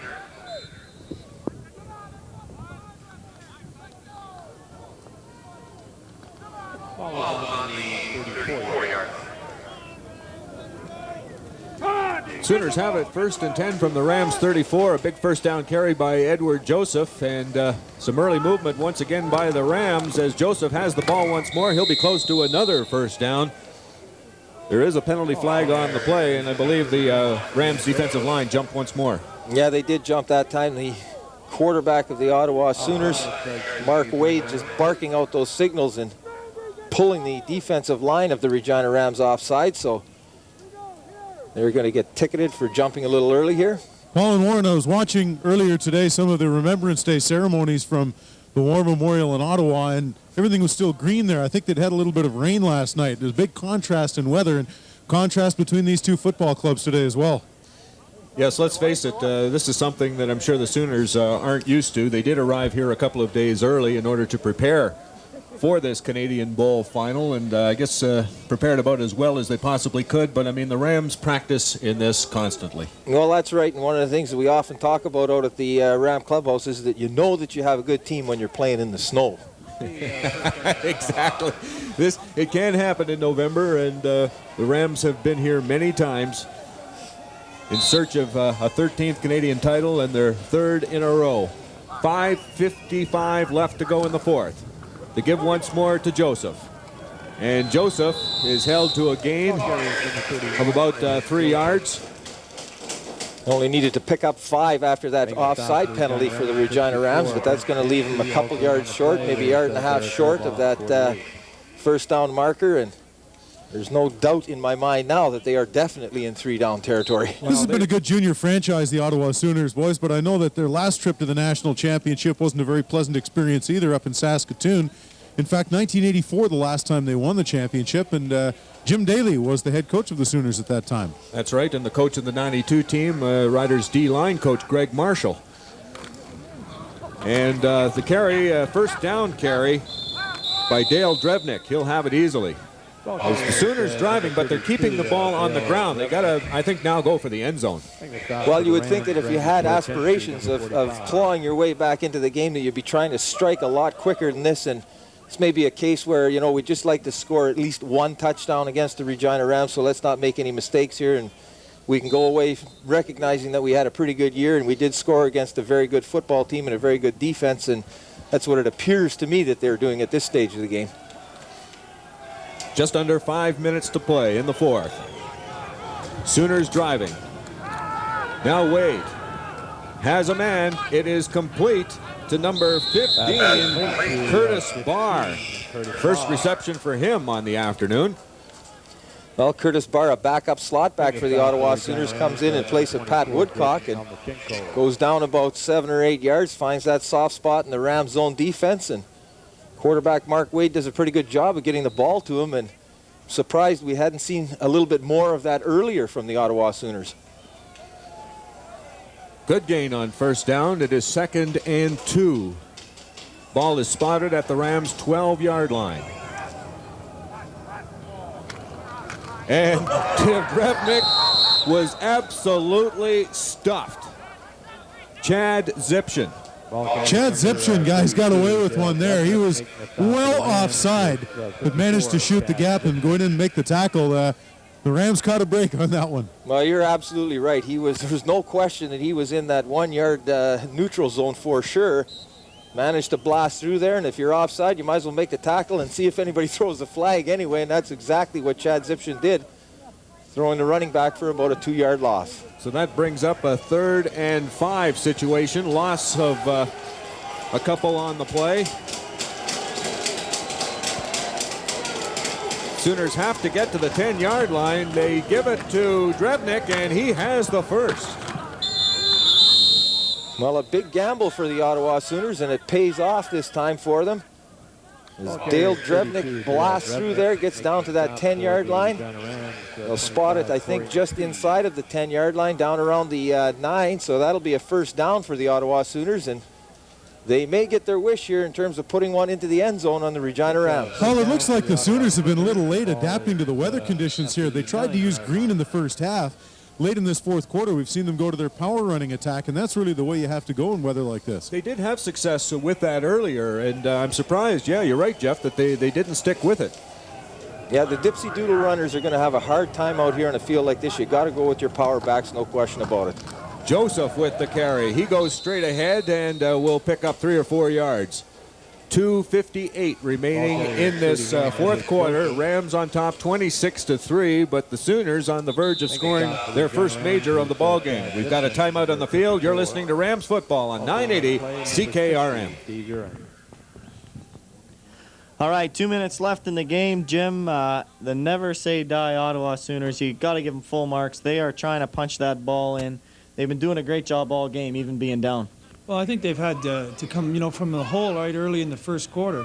And to see the way, say, Dale Drevnik, for example, is just hammering, in there, trying to get positive yards, trying to get across the goal line is a real good indication of a tough ball player. But this team has fought hard the whole game. They've fought from the hole, and the Rams have come up. On the other hand, the Rams have come up and made big plays when they had to and capitalized on them. They've played very, very well. Well, as John Lynch indicated, 6 big plays from the Regina Rams offense, and the Ottawa Sooners, the scouting report on them is they were a big play offensive well, and they haven't been able to come through. So down 26-3, it's a tough battle, but full marks for the Ottawa Sooners. They're going to try and punch it in. They are a good football team, and they played hard here this afternoon. The Regina Rams just happened to be the better team today and came up with some of the big plays and led to the 26 points that they have on the board. Mark Wade rolling out, and Joseph is in for the touchdown. Well, the Ottawa Sooners will feel happy about that, no question about it. And the one play that's been a thorn in the back of the Regina Rams all year is that running back when they're in man-to-man defense coming out of the backfield, and it's a difficult pickup for the linebacker to find them. Good job by the Ottawa Sooners there as Joseph gets into the end zone for their first major with 2:46 left to play in the ball game. Yes, indeed. The Sooners have been battling hard all day and really deserve that one. They moved the ball quite well here in that fourth quarter. I think they just chewed up way too much time. Well, that's exactly right, and we touched on it earlier. They went to that power running game, just running straight ahead and see if you can move people around, and that was a lot more effective for them. The extra point is good, and now the score reads the Rams 26 and the Ottawa Sooners 10. There is 2:45 left to go in the fourth quarter. Rams now hoping to just get the ball back and keep it. Well, that's exactly right. Just get your offense on the field, try to pick up a couple of first downs, wind that clock down, get your trophies, and start the party. The Regina Rams, as mentioned, on the verge of a third straight title, and it didn't come easily as it did last year. The Rams just cruised over all opposition. I think it's fair to say that last year's team was perhaps a little bit stronger. Defensively, the Rams, though, really tough in this playoff run, and really the reason why they've managed to reach this national final. But you know that the Rams have, Warren, that great system, and they just plug people in and groom people behind their starters. And they have proven, I think, over the last 3 years that their system is bigger than any one or two individual players, where they can replace graduating players and continue to perform at a high level.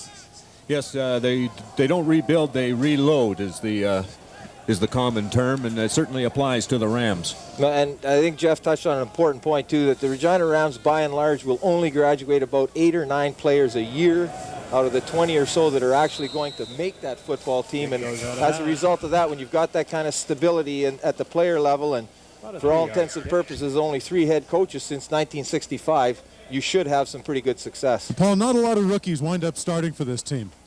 No, you're absolutely right. There's not a lot of rookies that start, but there's a lot of rookies that are on the team, and they have to wait their turn, and they have to earn their spot on this particular club. And out of the 20 or so that would make the team this year, you can rest assured that there'll only be about 8 or 9 that will actually graduate. So even after you make the team, you've got to continue to perform at a very high level. Yes, indeed. The Sooners tried the short kickoff. It didn't go the mandatory 10 yards. The ball sailed out of bounds. The Rams have opted to take it where it went out of bounds, so they have it 1st and 10 from the Sooner 47. And we're going to have a procedure call against the Rams as the carry goes to Mark Bernard, who has a pickup of 2 or 3 yards, but man hit the hole a little early on that one. Usually the guys like to sip champagne out of a championship trophy. Today they're going to have to take the snow out of it first. And maybe put something a little warmer in it too. The procedure call against the Rams will bring this one back. Looks like the Rams will scrimmage from about the Sooner 50-yard line. And here's another sign of who's winning this game. You look over on the Sooners sideline, there's a whole lot of guys standing over there by the heaters, and on the Rams bench there's only a couple of guys standing over there. I mean, it's a lot colder when you're losing. Oh yeah, absolutely, and the bumps and the bruises will hurt a lot more as well, and it has been a hard-hitting football game. And No it's question about that. Mostly directors and chaplains and doctors that are standing down there around the heaters as well for the Regina Rams. Darrell Leeson still in the ball game, and he's got a completion to Jason Beulah. I tried to get close to the heater, and Basil Chomas elbowed me out of the way. Got to watch those guys. That's the other thing too. These players, I'm sure, appreciate those heaters that have been brought in for this football game. Well, that's right, and that was compliments of Bob Beulah, who arranged that with Certified Rentals. He does some business up in Edmonton and knows a fellow that owns the company and was able to organize that and got heaters down here for the Regina Rams and the Ottawa Sooners. So big help by Bob Beulah from Edmonton. Darrell Leeson screens it out for Chris Breltz, and Breltz has some blocking in front of him. He'll be close to the first down. Yeah, he's going to get shoved out. It looks like about the 40-yard line, I believe. He needed to get down to about the 37 in order to pick up that first down, so the Regina Rams are going to be a little bit short here. 2:13 left to play in the ball game. Well, Darrell Leeson still in there, and he's wanting to enjoy his final 2 minutes of junior football. Don't know where he's going to end up next year. We're pretty sure he's going to be playing ball somewhere. Word is the Saskatchewan Huskies are very interested in Mr. Leeson's services. Could end up there, maybe an American school. University of British Columbia has phoned and wondered what his plans are for next year as well, so I'm sure there'll be lots of interest in a quarterback with the capabilities that Darrell Leeson has shown over his career here with the Regina Rams. Well, Matt Kellett is going to try a field goal here from about 45 yards out. It is up, but it is short. Taken by Woodcock in the end zone. Woodcock looking for some room down the sideline, but will not find it. A saving tackle down there by Mike Mauer. Mike Mauer got down there to make the play. Yeah, that is one great tackle out there by one great football player, and you're going to hear a lot about Mike Mauer on into the future as well, a second-year player with the Regina Rams and splitting that tailback duty with Mark Bernard this year, and he will have a good career before he's finished with the Regina Rams as well. Yes, offensively, he has been a real find for the Regina Rams. That game against Kelowna, he was their offense for a while in that ball game. Well, he is that tough, hard-hitting, real tough running style that he exhibits, and the Regina Rams needed it. Wade's pass is intercepted. Wavell Star with the pick. Well, another big turnover for the Regina Rams. Not really that important at this stage of the ball game, but nice to see a graduating player like Wavell Star come up with a big interception in his last game of football. That comes with 154, and Wavell Star, one of the graduating players, he'll go out on a high note, along with Mark Bernard. We may have mentioned, overlooked his name a little earlier when we're talking about the graduating players. He has been a superb athlete for the Rams as well. Nice to see these fellas in their final year going out on top. Well, that's exactly right, and you can rest assured that they're going to feel very good about what happened here today, accomplishing that three-peat, something that has eluded the Rams for the entire history of the club. And Darrell Leeson still in the game. They give to Chris Orban, and He has a short game. Trying to get everybody into this ball game now, Frank McChrystal is, to give them the feeling of that championship feeling. Gentlemen, it looks at this point as though Frank McChrystal is going to let Darrell Eason finish this one off. This will be his last appearance as a Regina Ram, of course, as we've mentioned throughout the day, and it looks like Darrell's going to get a chance to polish it off himself. Well, as mentioned, it would be nice if he does play university ball next year, that he does it in Saskatchewan, so that we continue to have the chance to watch him play, because he's a real treat to watch. Well, he will help any team that he goes to. There's no question about that. The give to the Mauer on the pitch, and he'll be short of the first down. 1:28 remaining in this fourth quarter, and once again the Rams field goal team trots onto the field. Well, I think this is another example of a graduating player. Matt Kellett, the Regina Rams don't really need the points at this stage of the ball game, but given that Matt Kellett has enjoyed such a great career with the Regina Rams as a punter and place kicker, Coach McChrystal is going to give him one more opportunity to put one last field goal through for this Regina Ram football club. Well, there's another fella that could be playing some university ball somewhere next year. He's got a very strong leg that we have seen throughout the year, and I'm sure he'd like to give the CFL a shot at some point, even a tryout. I don't think he expects to play at that level anytime soon, but he certainly would like to give it a shot, but really learn a little bit more about his occupation in the university ranks. Well, that's right, and the Regina Rams have worked hard with Matt Kellett as well. In the off-season, he's traveled down to compete with Ray Pelfrey at his kicking camps. In fact, Ray Pelfrey is his agent right now, and he is very high on Matt Kellett and has a number of contacts with U.S. schools and actually NFL teams as well. So it'll be interesting to watch some of these graduating players and see where they go on to and how their careers develop after they finish with this club. I think you guys raised a good point. Matt Kellett has a strong leg, and anytime you have somebody with the raw tools like that, you like to see if you can develop him into a good kicker. And Matt, certainly leg strength is not a problem for him. Now the question is, can he become a consistent enough kicker? Exactly, and the mental attitude, everything for a kicker, and he may feel he has to improve on that somewhat. His field goal attempt sailed wide. Pat Woodcock could not hold on to it in the end zone, but he still tries to bring it out here, and he's got a lot of room up the sideline. Kellett's going to be the only guy that's going to catch him.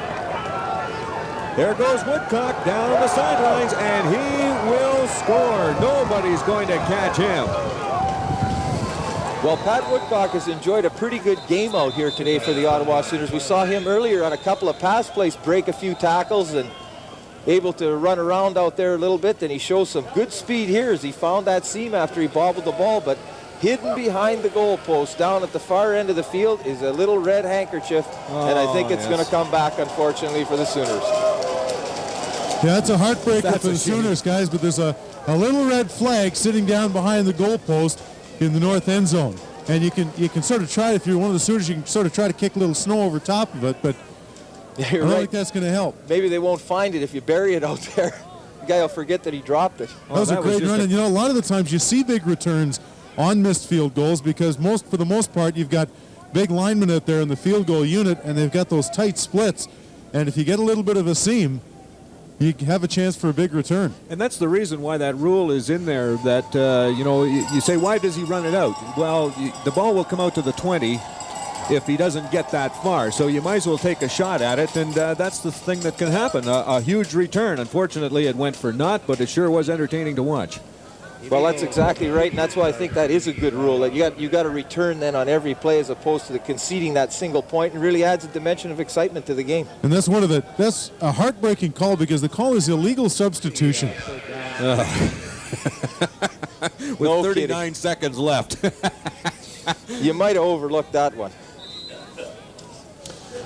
That's the way it has gone for the Sooners, though, this afternoon. The big plays have all gone for the Rams, and when they do finally get one, the Sooners, it just doesn't happen for them. So more flags. The snap was bobbled. Kellett tried to throw it. Incomplete, and we got more flags down. It's going to take forever to play this last 35 seconds.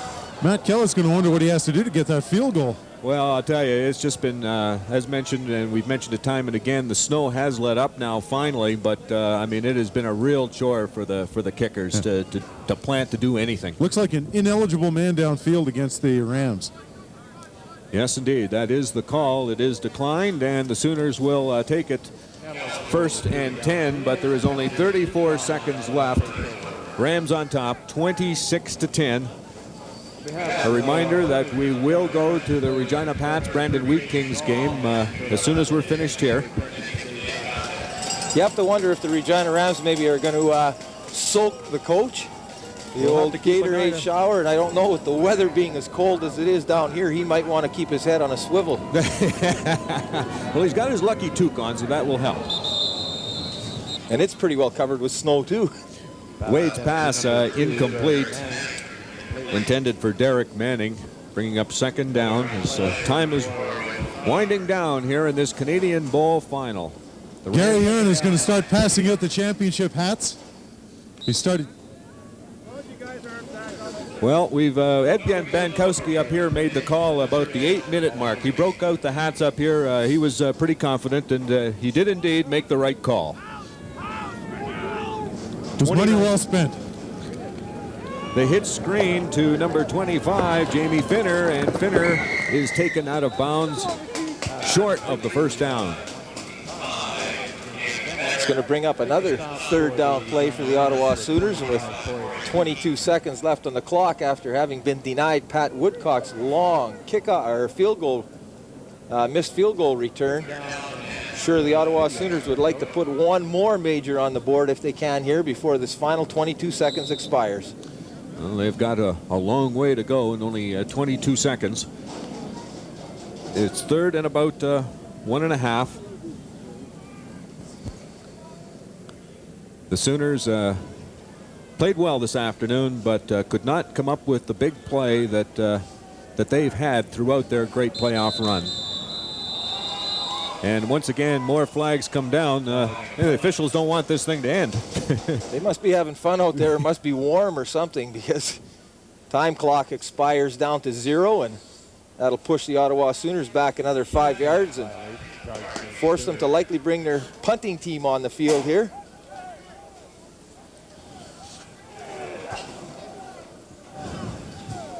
Yes, there's just 19 seconds left, 26-10, and as mentioned, stand by for Pats hockey. We'll go to that as soon as we wrap things up here at Taylor Field. As mentioned, the Edmonton Huskies, the last team to win 3 in a row. That was 30 years ago, and the Rams have a chance to join that elite team along with a couple of others, but this will be the first time for a Regina Rams team. Rams returners just being told to catch the ball and go down. And indeed, that's exactly what Jason Beulah does. So with 11 seconds left, Darrell Leeson will trot onto the field one last time in a Regina Rams uniform. Got to be rather emotional for these guys. Oh, there's no question about it, and it really sort of sinks in when you get back to the clubhouse after the game and you're sitting around there and you realize that you've met all the challenges that you have to meet for the season, and you've come up with the big win. And even though there's a lot of elation in winning the contest like that, it is a little bit depressing when you think that you're not going to get an opportunity to do it again as a Regina Ram. A standing ovation from the crowd that's left here at Taylor Field, and it has been a vocal one. It hasn't been that large, and you can understand why because of the weather, but the hardy souls that did come out have really shown their respect for the Rams with that standing O. And they give the ball to Dennis Losey. Losey into the game, one last crack at it as well. One of the graduating players. Why not? Well, that's right. I mean, this is their last opportunity to play football, and Dennis Losey is probably one of the young men that isn't going to get a chance to play football after this. He's virtually completed his degree at the University of Regina and will be embarking on a career after this is over in terms of the business world and whatnot, and this will be his last football game, so what a great way to go out. Darrell Leeson hands you the ball, and you get to run it as a defensive end. No time left on the clock. This will be the final play. Leeson goes down, and the dream of a three-peat is now a reality. Well, a big win for the Regina Rams here this afternoon against the Ottawa Sooners, and capping off that three-peat certainly is something that A, wasn't talked about a lot, but B, was certainly in the back of the minds of a lot of the players, directors, and coaching staff. Just a great accomplishment for the Regina Rams and a tribute to the hard work that they put into their program. All right, we're going to take a break here and be back with the championship presentation. The final score, 26-10 in favor of the Rams. They are, again, for the third straight year, Canadian Junior Football Champions. You're listening to Rams Football on 980 CKRM. Well, there you have it, Jim. The Canadian Bowl is over. The Regina Rams are victorious. Their third championship in 3 years. The first team to do that in 30 years in Canadian junior football. Quite a game of big plays. Oh, there's no question. It's a great accomplishment to win 3 in a row in any league at any time, especially when you deal with an age group that changes every few years, you know. And for the Rams to come out and make big plays today, that certainly was the tale of the game. And both teams, I thought, played tremendously well, hard. Rams just is more experienced. They made plays. The Sooners, under first-year coach Mike Morris, have 30 first-year players, and the difference in experience showed. The Rams have done a tremendous job here under Frank McChrystal, and they've just built a real powerful team. And both these teams will be back in the next year or 2 or 3 to compete for this championship again. As you can see, the teams are shaking hands. You know, the Ottawa Sooners, they never say die. They had that touchdown run there from the missed field goal, unfortunately called back to too many men, but they just refused to quit. Shaking hands. A great game. The players, there's a few times where the intensity level got up there, but a clean, well-played game, 2 excellent football programs. Oh, there's no question. I think you used the right term when you describe it as football programs. That's what they are. And in Ontario, the Sooners have the same class and reputation as the Rams and the Hilltops do here in the province of Saskatchewan. So you're dealing with two good organizations who put on a great effort today in this game. As some of the pictures on the field, they're getting ready for the presentations of the Canadian Bowl, and I think it's a great way for the Regina Rams, a great day for our city in Regina here to kick off the Grey Cup Week festivities with the Rams winning the Canadian Championship. Monday we move right into festivities for Grey Cup. It's going to be quite an exciting time. I'll throw it right now to the house announcer for the presentation of the Cup.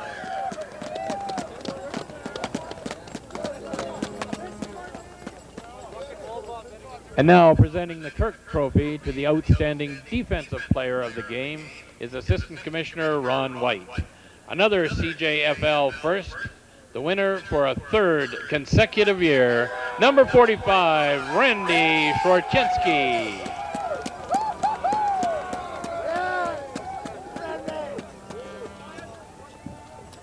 Presenting the championship trophy is CJFL Commissioner Gord Cook. Your 1995 Canadian Bowl champions.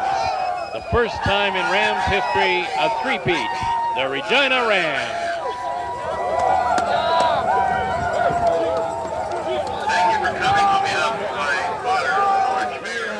Ladies and gentlemen, the Regina Rams, their 3rd consecutive championship.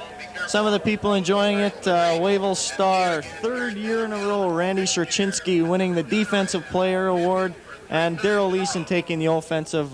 Pretty happy day down in Ramsville. Oh, no question. This will be a big day down in the Ram locker room and clubhouse. And a very well-earned championship. They've had an outstanding year, just the 1 defeat versus the Hilltops in each of the last 2 years. So, again, as you mentioned earlier, a good program and very, very successful day for them today.